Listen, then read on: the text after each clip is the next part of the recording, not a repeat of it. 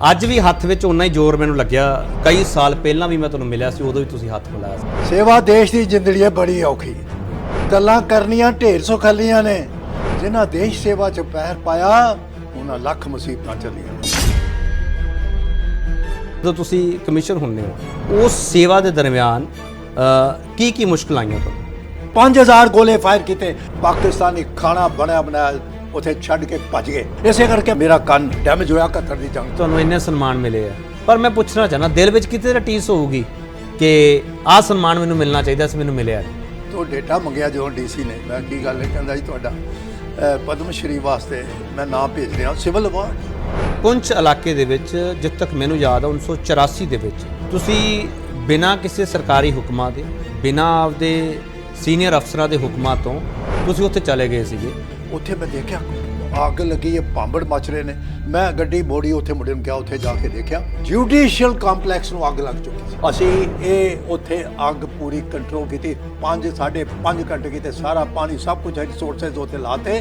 ਤੁਹਾਨੂੰ ਫੈਸਲੇ ਲੈਣੇ ਪੈਂਦੇ ਨੇ, ਡਰਪੋਕ ਕਮਾਂਡਰ ਕਦੀ ਇਹੋ ਜਿਹੇ ਸਿਆਸਤਦਾਨ ਫੈਸਲੇ ਨਹੀਂ ਲੈ ਸਕਦੇ। ਹਰ ਜਗ੍ਹਾ ਕੋਈ ਆਪਦਾ ਆਉਂਦੀ ਹੈ, ਕੋਈ ਤਰਾਸਦੀ ਹੋ ਜਾਵੇ ਕਿਤੇ, ਹਰ ਜਗ੍ਹਾ ਆਰਮੀ ਨੂੰ ਬੁਲਾਇਆ ਜਾਂਦਾ। ਜਿਹੜਾ ਸਾਡਾ ਸਿਵਲ ਐਡਮਿਨਿਸਟ੍ਰੇਸ਼ਨ ਹੈ ਉਹ ਉਸ ਤਰੀਕੇ ਨਾਲ ਕੰਮ ਨਹੀਂ ਕਰ ਪਾ ਰਿਹਾ, ਜਾਂ ਆਰਮੀ ਦੀ ਜ਼ਰੂਰਤ ਉੱਥੇ ਵਾਕਈ ਰਹਿੰਦੀ। ਮੋਹਾਲੀ ਵਿਖੇ ਤੇ ਕੀ ਜੀ ਇੱਕ ਟਿਫਨ ਸੀਗਾ, ਟਿਫਨ ਬੰਬ ਹੋ ਸਕਦਾ ਤੇ ਫੌਜ ਨੂੰ ਬੁਲਾ ਲਓ, ਇਹ ਕੋਈ ਗੱਲ ਨਹੀਂ ਨਾ।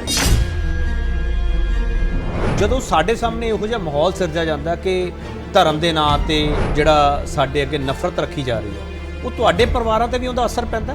ਇਹ ਨਫ਼ਰਤ ਪੈਦਾ ਖਾਸ ਤੌਰ ਤੇ ਪਿਛਲੇ ਕੁਝ ਸਾਲਾਂ ਤੋਂ ਹੋ ਰਹੀ ਹੈ, ਜਦੋਂ ਕਿ ਫੌਜ ਦਾ ਸਿਆਸੀਕਰਨ ਹੋ ਰਿਹਾ ਹੈ। ਇਹ ਜਿਹੜਾ ਤੁਸੀਂ ਫੌਜ ਦਾ ਸਿਆਸੀਕਰਨ ਦੀ ਗੱਲ ਕਰਦੇ ਹੋ, ਤੇ ਜਿਹੜੇ ਫੌਜ ਚੋਂ ਵਾਪਸ ਆਉਂਦੇ ਆ ਉਹ ਫਿਰ ਸਿਆਸਤ ਵੱਲ ਕਿਉਂ ਚਲੇ ਜਾਂਦੇ ਆ? ਤੁਸੀਂ ਵੀ ਗਏ ਹੋ।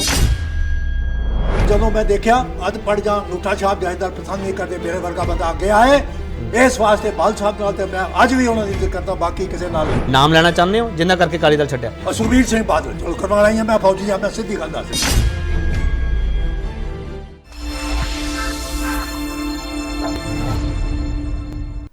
ਜਸ ਟੀਵੀ ਦੇਖ ਰਹੇ ਹੋ ਤੁਸੀਂ, ਮੈਂ ਕੇਪੀ ਸਿੰਘ ਵਿਊ ਪੁਆਇੰਟ ਵਿੱਚ ਤੁਹਾਡਾ ਸਭ ਦਾ ਸਵਾਗਤ ਕਰਦਾ। ਦੇਸ਼ ਦੀ ਸੇਵਾ ਕਰਨ ਦੇ ਲਈ ਸਰਹੱਦ ਜਿਨ੍ਹਾਂ ਨੇ ਚੁਣੀ ਆਪਣੀ ਜ਼ਿੰਦਗੀ ਦੇ ਵਿੱਚ, ਉਹ ਹਮੇਸ਼ਾ ਉਹਨਾਂ ਦਾ ਨਾਮ ਸੁਰਖੀਆਂ ਵਿੱਚ ਰਹਿੰਦਾ ਹੈ। ਇਹੋ ਜਿਹੀ ਇੱਕ ਸ਼ਖਸੀਅਤ ਸਾਡੇ ਸਟੂਡੀਓ ਵਿੱਚ ਹੈ ਜਿਹੜੀ ਸਰਹੱਦਾਂ ਦੀ ਰਾਖੀ ਜਿਨ੍ਹਾਂ ਨੇ ਕਈ ਵਾਰ ਕੀਤੀ, ਦੇਸ਼ ਦੇ ਲਈ ਹਮੇਸ਼ਾ ਕੁਰਬਾਨੀ ਲਈ ਤਿਆਰ ਰਹੇ। ਤੇ 1965 ਦੀ ਜੰਗ ਦਾ ਉਹ ਵੇਲਾ ਤੇ 1971 ਦੀ ਜੰਗ ਦਾ ਵੇਲਾ, ਉਹ ਅਰੁਣਾਚਲ ਪ੍ਰਦੇਸ਼ ਤੇ ਉੜੀ ਸੈਕਟਰ ਦੇ ਵਿੱਚ ਉਹਨਾਂ ਨੇ ਸੇਵਾਵਾਂ ਨਿਭਾਈਆਂ।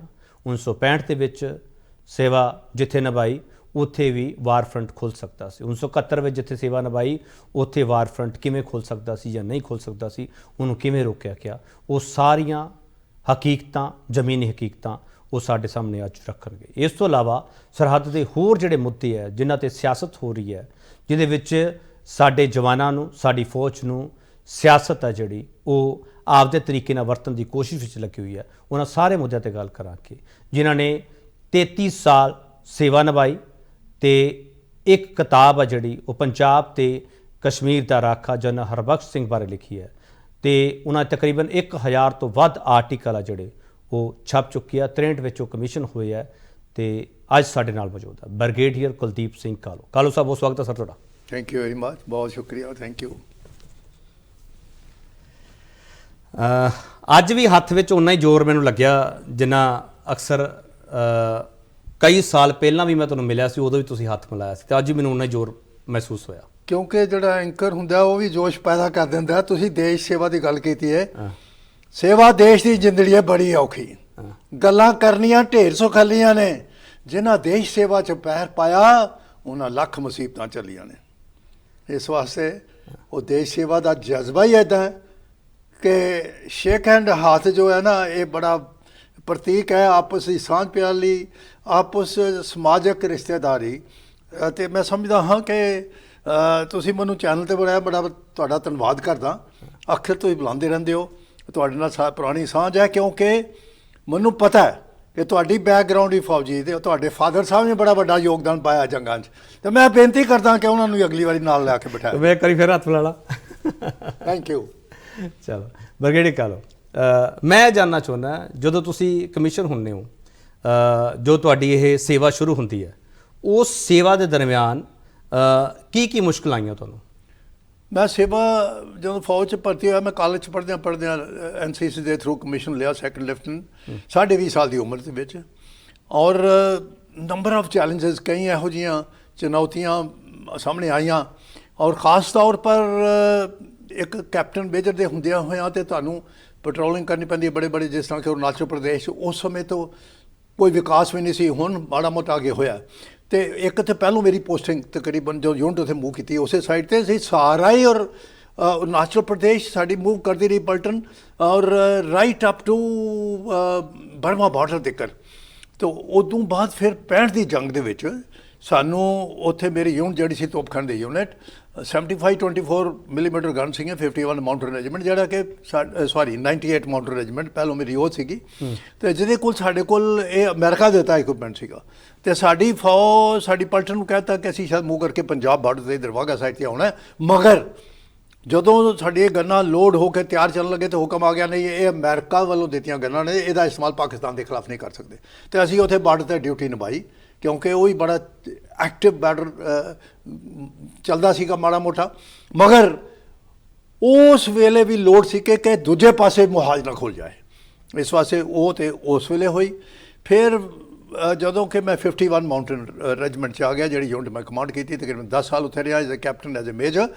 ਉਰੀ ਸੈਕਟਰ 'ਚ ਐਜ਼ ਏ ਜੰਗ ਲੜੀ, 71 ਦੀ ਜੰਗ ਲੜੀ, ਔਰ ਇੱਕ ਪਹਾੜੀ ਉਦੋਂ ਦੀ ਮੇਰੀ ਦੇਖੀ ਹੋਈ ਹੈ। ਔਰ ਉਸ ਤੋਂ ਬਾਅਦ 83 'ਚ ਫਿਰ ਜਦ ਮੈਂ ਵਾਪਸ ਆਇਆ ਤੇ ਮੈਨੂੰ ਕਮਾਂਡ ਕਰਨ ਦਾ ਇਸੇ ਪਲਟਨ ਦਾ ਸੁਭਾਗ ਪ੍ਰਾਪਤ ਹੋਇਆ, ਜੋ ਕਿ ਪੁੰਛ ਸੈਕਟਰ ਵਿੱਚ ਸੀਗੀ, ਲਾਈਨ ਆਫ ਕੰਟਰੋਲ ਇਲਾਕੇ ਦੇ ਵਿੱਚ। ਤੇ ਬਹੁਤ ਸਾਰੇ ਚੈਲੰਜਸ, ਬਹੁਤ ਸਾਰੀਆਂ ਵਾਰਦਾਤਾਂ ਇਹੋ ਜਿਹੀਆਂ ਹੋਈਆਂ ਲੜਾਈ ਦੇ ਵਿੱਚ ਵੀ। ਮੈਂ ਸਮਝਦਾ ਹਾਂ ਇੱਕ ਇਹੋ ਜਿਹਾ ਮਾਹੌਲ ਹੈ ਜਿੱਥੇ ਕਿ ਮਰ ਮਿਟਣ ਵਾਲਾ ਜਜ਼ਬਾ ਜਿਹੜਾ ਪੈਦਾ ਕੀਤਾ ਜਾਂਦਾ, ਸਾਨੂੰ ਸਿਖਲਾਈ ਦਿੱਤੀ ਜਾਂਦੀ ਹੈ, ਉਹ ਟੈਸਟ ਦਾ ਸਮਾਂ ਹੁੰਦਾ ਹੈ। ਜ਼ਰੂਰ ਜਿਸ ਵੇਲੇ ਜੰਗ ਸ਼ੁਰੂ ਹੁੰਦੀ ਹੈ, ਪਹਿਲਾ ਗੋਲਾ ਫਾਇਰ ਹੁੰਦਾ, ਉਸ ਸਮੇਂ ਡਰ ਲੱਗਦਾ, ਬਾਅਦ 'ਚ ਸਭ ਕੁਝ ਖਤਮ ਹੋ ਜਾਂਦਾ ਹੈ। ਔਰ ਉਸ ਸਮੇਂ ਮੈਂ ਸਮਝਦਾ ਹਾਂ ਜੋ ਸਾਡੀ ਯੂਨਿਟ ਨੇ ਬਹੁਤ ਵੱਡਾ ਇਲਾਕਾ ਦਿੱਤਾ ਗਿਆ ਸੀ ਤੋਪਖਾਨੇ ਦੇ ਅੰਦਰ। ਇੱਕ ਸਾਡੇ ਕੋਲ 18 ਗੰਨਾਂ ਆਥੋਰਾਈਜ਼ ਸਨ ਹੁੰਦੀਆਂ ਨੇ, ਤੇ ਉਹ ਸਾਡੇ ਕੋਲ 6 ਗੰਨਾਂ ਪੁਰਾਣੀਆਂ ਪਈਆਂ ਜਿਹੜੀ ਵਾਪਸ ਕਰਨੀਆਂ ਸਨ, ਉਹ ਵੀ ਸਾਨੂੰ ਨਾਲ ਖੱਚਰਾਂ ਦੇ ਦਿੱਤੀਆਂ। ਅਸੀਂ ਗੁਲਮਰਗ ਸੈਕਟਰ 'ਚ ਵੀ ਗਏ, ਅਸੀਂ ਤੰਗਦਰ ਸੈਕਟਰ ਵੱਲ ਵੀ। ਇੱਥੋਂ ਤੱਕ ਕਿ ਸਾਡੀ ਇੱਕ ਬੈਟਰੀ ਜਿਹੜੀ ਸੀਗੀ, ਉੱਥੇ ਇੱਕ ਹਵਲਦਾਰ ਸੀਗਾ, direct shooting gun, Avtar Singh ਉਹਦਾ ਨਾਂ, ਉਹਦੇ ਕੈਪਟਨ ਰਿਟਾਇਰ ਹੋਇਆ, ਮੋਗੇ ਦੇ ਲਾਗੇ ਰਹਿਣ ਵਾਲਾ। ਤੇ ਉਹਨੇ ਸਾਹਮਣੇ ਬਿਹਾਰ ਰੈਜੀਮੈਂਟ ਪਲਟਨ ਸੀ ਜਿਹਨੇ ਅਟੈਕ ਕਰਨਾ ਸੀ, ਉਹਨੇ 100 ਗਜ ਦੂਰੀ ਤੇ ਜਿਹੜਾ ਇੱਕ ਦਰਖਤ ਪੈਂਦਾ ਸੀ, ਜਿਹੜਾ ਲਾਈਨ ਆਫ ਕੰਟਰੋਲ ਥੱਲੇ ਆਇਆ ਸੀ, ਉਹਨੇ ਡਾਇਰੈਕਟ ਫਾਇਰਿੰਗ ਕਰਕੇ ਉਹਨੂੰ ਉਡਾਇਆ ਤੇ ਫਿਰ ਹਮਲਾ ਕੀਤਾ। ਔਰ ਉਸ ਤੋਂ ਬਾਅਦ ਕਾਈਆਂ ਬੌਲ 100 ਕਿਲੋਮੀਟਰ ਤੋਂ ਵੱਧ ਇਲਾਕਾ ਸੀ ਜਿਹੜਾ ਕੈਪਚਰ ਕੀਤਾ। ਪਾਕਿਸਤਾਨੀ ਖਾਣਾ ਬਣਿਆ ਬਣਾਇਆ ਉੱਥੇ ਛੱਡ ਕੇ ਭੱਜ ਗਏ। ਉਹ ਵੈਲੀ ਸੀਗੀ ਲਲਾ, ਉੱਥੇ ਉਸ ਵੈਲੀ ਦੇ ਵਿੱਚ ਜਿੱਥੇ ਕਿ ਸਾਡੀ ਫੌਜ ਦੂਜੇ ਪਾਸੇ, ਕਿਉਂਕਿ ਮੈਂ ਉਸ ਵੇਲੇ ਐਜੂਟੈਂਟ ਡਿਊਟੀ ਕਰ ਰਿਹਾ ਸੀ, ਕੰਟਰੋਲ ਆਫ ਅਰਟਿਲਰੀ ਫਾਇਰ। ਅਸੀਂ ਫਿਰ ਖੱਚਣਾ ਸਾਡੀਆਂ ਜਿਹੜੀਆਂ ਕਿ ਸਾਡੀ ਰੈਜੀਮੈਂਟ ਹੀ ਜਦੋਂ ਹਰਚੂਰਾ ਸੈਕਟਰੀ 1 'ਚ ਰੇਜ਼ ਹੋਈ ਹੈ, ਸਾਡੇ ਕੋਲ ਇਹ ਮਿਊਲ ਪੈਕ ਰੈਜੀਮੈਂਟ ਸੀਗੀ, ਘੋੜੇ ਵੀ ਸਨ, ਖੱਚਰ ਸਨ, ਤਾਂ ਕਿ ਸਾਧਨ ਤਾਂ ਹੈ ਨਹੀਂ ਸੀ ਜਾਓ ਜਾਈਦੇ। ਉੱਥੇ ਵੀ ਅਸੀਂ ਜਦੋਂ ਯੂਨਿਟ ਇੰਪਲੋਏ ਕੀਤੀ ਹੈ, ਡਿਪਲਾਏ ਕੀਤੀ ਹੈ, ਤੇ ਸਾਡੀ ਪਲਟਨ ਨੇ ਅਸੀਂ ਡਾਇਰੈਕਟ ਫਾਇਰਿੰਗ ਦੂਜੇ 5000 ਗੋਲੇ ਫਾਇਰ ਕੀਤੇ। ਇਸੇ ਕਰਕੇ ਮੈਨੂੰ ਇੱਕ ਉਸ ਤੋਂ ਬਾਅਦ ਵੀ ਤੋਪਖਾਨੇ 'ਚ ਰਹਿੰਦੇ ਹੋਇਆਂ ਬੜਾ ਮੁਸ਼ਕਿਲ ਹੁੰਦਾ ਹੈ, ਕਈ ਇਹੋ ਜਿਹੇ ਟਰਾਇਲ ਕਰਨੇ ਪੈਂਦੇ, ਬੋਫਰ ਦੇ ਟਰਾਇਲ ਦੂਜੇ 'ਤੇ। ਤੇ ਮੇਰਾ ਕੰਨ ਡੈਮੇਜ ਹੋਇਆ 71 ਦੀ ਜੰਗ 'ਚ, ਥੋੜ੍ਹਾ ਬਹੁਤਾ ਕੰਮ ਚੱਲਦਾ ਰਿਹਾ, ਹੁਣ ਜ਼ਿਆਦਾ ਮੁਸ਼ਕਿਲ ਹੋ ਰਹੀ ਹੈ। ਤੇ ਮੈਂ ਕਹਿਣਾ ਕਿ ਅਸੀਂ ਜਿਹੜੇ 16 ਬੰਕਰ ਪਾਕਿਸਤਾਨ ਦੇ ਹਾਜੀ ਪੀਰ ਨੂੰ ਉਡਾਏ, ਉਸ ਪਿੰਡ ਦੇ ਧੂਆਂ ਹਾਹਾਕਾਰ ਮਚ ਗਈ। ਇਹ ਯੂਨਿਟ ਸਾਡੀ ਯੂਨਿਟ ਦਾ ਕਮਾਂਡ ਸੀ, ਇਹ ਜਿਹੜੀ ਯੂਨਿਟ ਕੇ ਬਾਅਦ 'ਚ ਮੈਂ ਕਮਾਂਡ ਕੀਤੀ। ਮੈਂ ਇਹੀ ਜਾਣਨਾ ਚਾਹੁੰਦਾ ਸੀਗਾ ਵੀ ਤੁਸੀਂ ਤੁਹਾਨੂੰ ਉੱਚਾ ਸੁਣਦਾ 71 ਦੀ ਜੰਗ ਵਿੱਚ ਜੋ ਤੁਹਾਡੇ ਨਾਲ ਵਾਪਰਿਆ, ਤੁਸੀਂ ਉਹਦਾ ਜ਼ਿਕਰ ਵੀ ਕੀਤਾ ਹੁਣੇ। ਉਹ ਸਾਰੇ ਦਰਦ ਆ ਜਿਹੜੇ ਤੁਹਾਨੂੰ ਮਿਲੇ ਅੱਜ ਤਕਲੀਫ ਦਿੰਦੇ ਆ ਕਿ ਮੈਂ ਆਰਮੀ 'ਚ ਮੈਨੂੰ ਜਾਣਾ ਚਾਹੀਦਾ ਸੀ ਕਿ ਨਹੀਂ ਜਾਣਾ ਚਾਹੀਦਾ ਸੀਗਾ? ਕਿਉਂਕਿ ਮੈਂ ਜਦੋਂ ਵੀ ਵਾਰ ਵੈਟਰਨ ਨਾਲ ਕਿਸੇ ਨਾਲ ਗੱਲ ਕਰਦਾ ਤੇ ਉਹ ਬੜੇ ਜਜ਼ਬੇ ਨਾਲ, ਬੜੇ ਜੋਸ਼ ਨਾਲ ਅੱਜ ਵੀ ਦੱਸਦੇ ਆ ਕਿ ਸਾਨੂੰ ਕੋਈ ਅਫਸੋਸ ਨਹੀਂਗਾ। ਮੈਂ ਇਸ ਕਰਕੇ ਇਹਦਾ ਜਵਾਬ ਦੇਣਾ ਚਾਹੁੰਦਾ ਕਿ ਜਦੋਂ 2 ਬ੍ਰਿਗੇਡ ਕਮਾਂਡਰ ਕਰਨ ਤੋਂ ਬਾਅਦ ਜੋ ਮੇਰੀ ਪੋਸਟਿੰਗ ਆਖਰੀ ਲਖਨਊ ਵਿਖੇ as a deputy director general NCC Uttar Pradesh ਹੋਈ, ਮੇਰਾ ਕੈਰੀਅਰ NCC ਤੋਂ ਸ਼ੁਰੂ ਹੋਇਆ, C ਸਰਟੀਫਿਕੇਟ ਪਾਸ ਕਰਨ ਦੇ ਬਾਅਦ। ਔਰ ਰਿਟਾਇਰਮੈਂਟ ਤੇ ਆਖਰੀ ਪੋਸਟਿੰਗ ਵੀ ਉਹੀ ਹੋਈ ਤੇ ਮੈਡੀਕਲ ਬੋਰਡ ਹੁੰਦਾ ਤੇ ਮੈਨੂੰ ਕਹਿਣ ਲੱਗੇ ਕਿ ਤੁਹਾਡਾ ਮੈਡੀਕਲ ਬੋਰਡ 25% ਤੁਹਾਡੀ डिसेबिलिटी बनती है। मैंने बोला नहीं क्योंकि बिकॉज ऑफ दी ईयर। मैंने बोला नहीं मैं भर्ती एज ए शेप 1 होया तो इसे कैटेगरी च मैनू नहीं चाहिए। हालांकि हुण बाद च पता लगे 25% डिसेबिलिटी जो उन्होंने डिसेबिलिटी पेंशन मिलती है, मगर मैं समझा कि मेरा जज्बा कायम रहा और मैंने ये गल नूं छुपा के भी रखा कहीं मैडिकल बोर्ड होए। मगर उस तो बाद सारे चैलेंजेस इत्थों तक कि मेरा गड्डी च मुकाबला भी होया डाकुआं दे नाल। मैं कहना कि मैं तो समझदा कि जो चीज़ां कुदरत नाल तुहानूं जोड़दियां ने वो फौज ही मिल सकदियां ने। एक स्टडी डिफेंस मिनिस्टर की देख रेख अंदर study of biodiversity of the Garhwal region दी लीड कर 31 मैंबर कमेटी साइंटिस्ट याद रहे डॉक्टर नाम ला के लखनऊ तो जिहदी फ्लैगिंग ऑफ डिफेंस मिनिस्टर रखा मंत्री ने की सी। वो असी 3 हफ्ते तक वो स्टडी की कि जड़ी बूटियां कित्थे क्यों घट रही ने क्यों उत्ते जा रही ने। मेरा मतलब है कि ये चैलेंज से बड़ा चंगा लग्या तो मैं अज भी चंगा लगता है। क्यों अज मैं समझदा हाँ डिस्पाइट माई कंसटेंट मैनू तुसीं बुलाया मैनू बहुत चंगा लगता। मैं लिखदा भी हाँ और अज तुहाडे सामने पेश हाँ अपने जिन्ने भी तुहाडे श्रोतागण ने उन्हां दे नाल रूबरू हो रहे हो। ये गुरु महाराज की बख्शिश है। मेरा मुझ में कुछ नहीं, जो कुछ है सो तेरा तेरा तो कुछ को सौंपते क्या लागे मेरा। गुरु महाराज ने बख्शिश की है तो मैं अज तुहाडे सामने इहो जिहे चैलेंज तो निकलदियां गोला वो सब कुछ करदियां होया ते अज ਇੱਥੇ ਤੁਹਾਡੇ ਸਾਹਮਣੇ ਹਾਜ਼ਰ ਹਾਂ। ਚਲੋ ਮੈਂ ਇੱਕ ਛੋਟਾ ਜਿਹਾ ਬ੍ਰੇਕ ਲੈ ਕੇ ਵਾਪਸ ਆ ਰਿਹਾ। ਜਿਨ੍ਹਾਂ ਨੂੰ ਕੰਨਾਂ ਤੋਂ ਘੱਟ ਸੁਣਦਾ ਪਰ ਜਿਨ੍ਹਾਂ ਦੀ ਆਵਾਜ਼ ਆ ਜਿਹੜੀ ਉਹ ਤੁਹਾਡੇ ਕੰਨਾਂ ਤੱਕ ਲਗਾਤਾਰ ਪਹੁੰਚਦੀ ਹੈ। ਇਸੇ ਕਰਕੇ ਅਸੀਂ ਉਹਨਾਂ ਨੂੰ ਸਵਾਲ ਪੁੱਛ ਰਹੇ ਹਾਂ ਜਿਹੜੇ ਉਹਨਾਂ ਨੂੰ ਸਨਮਾਨ ਮਿਲੇ ਆ, ਜਿਹੜੇ ਉਹਨਾਂ ਦੇ ਛਾਤੀ ਤੇ ਟੰਗੇ ਹੋਏ ਆ। ਉਹਨਾਂ ਦੀ ਗੱਲ ਬ੍ਰੇਕ ਤੋਂ ਬਾਅਦ ਕਰਾਂਗੇ। ਗਲੈਂਟਰੀ ਅਵਾਰਡੀ ਬ੍ਰਿਗੇਡੀਅਰ ਕੁਲਦੀਪ ਸਿੰਘ ਕਾਲੋ ਸਾਡੇ ਨਾਲ ਨੇ।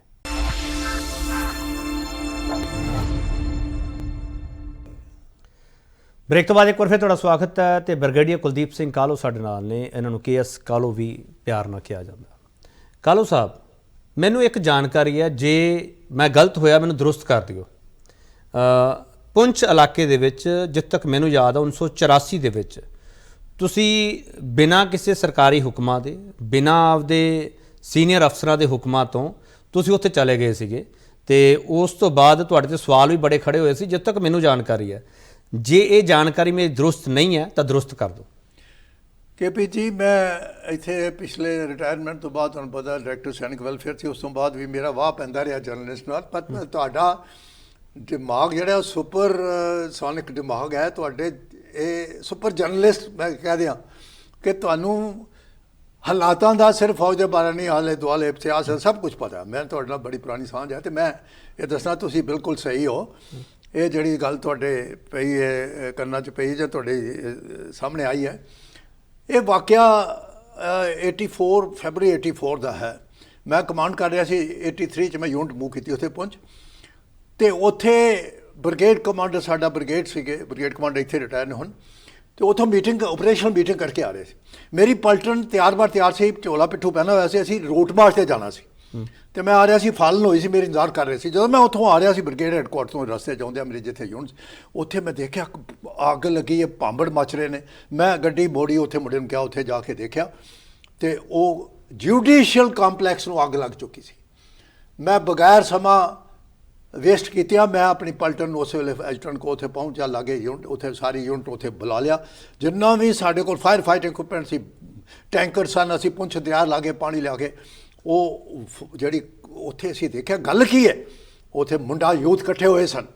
ਅਤੇ ਮੈਂ ਜਦੋਂ ਉੱਥੇ ਗਿਆ ਅਤੇ ਮੈਂ ਉਹਨਾਂ ਰੌਲਾ ਸ਼ੁਰੂ ਪਾਤਾ, ਫੌਜ ਆ ਗਈ ਅਤੇ ਮੈਂ ਇੱਕ ਉੱਚੀ ਜਗ੍ਹਾ 'ਤੇ ਖੜ੍ਹੇ ਹੋ ਕੇ ਐਡਰੈਸ ਕੀਤਾ ਅਤੇ ਉਹ ਕਹਿਣ ਲੱਗੇ ਕਿ ਮੈਂ ਗੱਲ ਕੀ ਹੈ। ਮੈਨੂੰ ਪਤਾ ਲੱਗਿਆ ਕਿ ਇਹਨਾਂ ਬਿਜਲੀ ਦੀਆਂ ਤਾਰਾਂ ਕੱਟਤੀਆਂ, ਟੈਲੀਫੋਨ ਕਨੈਕਸ਼ਨ ਕੱਟਦੇ, ਮੋਬਾਈਲ ਸ਼ੋਬਾਈਲ ਸਿਸਟਮ ਹੈ ਨਹੀਂ ਸੀ ਅਤੇ DC ਨੇ ਪਨਾਹ ਲਈ ਸੀ SP ਦੇ ਦਫ਼ਤਰ 'ਚ। ਅਤੇ ਮੈਂ ਕਿਹਾ ਮੈਂ ਚਲੋ ਮੁੰਡਿਆਂ ਨੂੰ ਮੇਰੇ ਨਾਲ ਸਕਾਟ ਸੀਗਾ, ਤਗੜੇ ਮੁੰਡੇ, ਖਾਲਸਾ ਸਿੱਖ ਡੋਗਰਾ ਸੀਗੇ, ਮੈਂ 2 ਬੇਟੇ ਸਿੱਖ ਇੱਕ ਬਾਜੀ ਡੋਗਰਾ, ਅਤੇ ਉਹ ਮੇਰੇ ਨਾਲ ਕਿਸਾਨ ਚੋਣ ਲੱਗੇ। ਮੈਨੂੰ ਵੀ ਪੱਥਰ ਪੁੱਥਰ ਲੱਗੇ, ਮੇਰੇ ਜਵਾਨਾਂ ਨੂੰ ਬੜੀਆਂ ਸੱਟਾਂ ਵੀ ਲੱਗੀਆਂ, ਕਈਆਂ ਨੂੰ ਕੱਪੜੇ ਵੀ, ਕਿਉਂਕਿ ਅੱਗ ਸੀਗੀ। ਮੈਂ ਉੱਥੇ ਲਾਤਾ ਉਹਨੂੰ ਅਤੇ ਮੈਂ DC ਕੋ ਅੰਦਰ ਚਲਾ ਗਿਆ। DC ਕਹਿੰਦਾ ਯੰਗਸਟਰ ਵੈਰੀ ਗੁੱਡ ਬੋਏ, 7 ਸਾਲ 8 ਸਾਲ ਨੌਕਰੀ ਦਿੱਲੀ ਦਾ ਸੀਗਾ, ਨਾ ਉਹਦਾ ਭੁੱਲ ਗਿਆ ਮੈਨੂੰ। ਅਤੇ ਮੈਨੂੰ ਪਹਿਲਾਂ ਜਾਣ ਨਾ ਦੇਣ ਬਾਹਰ ਮੁੰਡੇ। ਮੈਂ ਕਿਹਾ ਜੀ ਮੈਂ ਤੁਹਾਡੀ ਗੱਲਬਾਤ ਕਰਾਉਣਾ। ਮੈਂ ਦੇਖਿਆ ਅਤੇ ਉੱਥੇ SP ਦੀ ਘਰ ਵਾਲੀ ਮਾਲ ਇਕੱਠਾ ਕਰ ਰਹੀ ਸੀ। ਉਹ ਕਹਿੰਦੀ ਬਚਾਓ ਬਚਾਓ, 2 ਬੱਚਿਆਂ ਨੂੰ ਸਾਨੂੰ ਕਿਸ ਤਰ੍ਹਾਂ ਕੱਢੋ। DC ਕਹਿੰਦਾ ਤੁਹਾਨੂੰ ਮੈਂ ਰਿਕੁਇਜ਼ੀਸ਼ਨ ਦੇ ਦਿਆਂਗਾ ਬਾਅਦ ਚ ਲੈ ਲਿਓ, ਕਿਉਂਕਿ ਇਹ ਤੁਹਾਡਾ ਸੈਕੰਡਰੀ ਟਾਸਕ ਆ ਫੌਜ ਦਾ। ਇੱਕ ਤੇ ਹੈਗਾ ਨਾ ਦੇਸ਼ ਦੀ ਸੁਰੱਖਿਆ, ਹਰਬੰਸ ਸੁਰੱਖਿਆ ਰੱਖਣ, ਦੂਸਰਾ ਇੰਟਰਨਲ ਸਿਕਿਉਰਿਟੀ।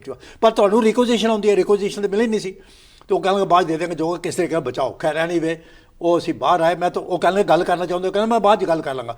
ਅਸੀਂ ਇਹ ਉੱਥੇ ਅੱਗ ਪੂਰੀ ਕੰਟਰੋਲ ਕੀਤੀ, 5.5 ਘੰਟੇ ਕੀਤੇ, ਸਾਰਾ ਪਾਣੀ ਸਭ ਕੁਝ ਰਿਸੋਰਸਿਸ ਉੱਥੇ ਲਾਤੇ। ਔਰ ਇਹਦੀ ਜਿਹੜੀ ਆਵਾਜ਼ ਸੀ, ਅੱਛਾ ਉੱਥੇ ਇੱਕ ਲਾਗੇ ਹੱਟ ਸੀ, ਘਰ ਡਿੱਗ ਪਿਆ, ਬਹੁਤ ਸਾਰੀਆਂ ਕੈਜੁਅਲਟੀ ਕੱਢੀਆਂ।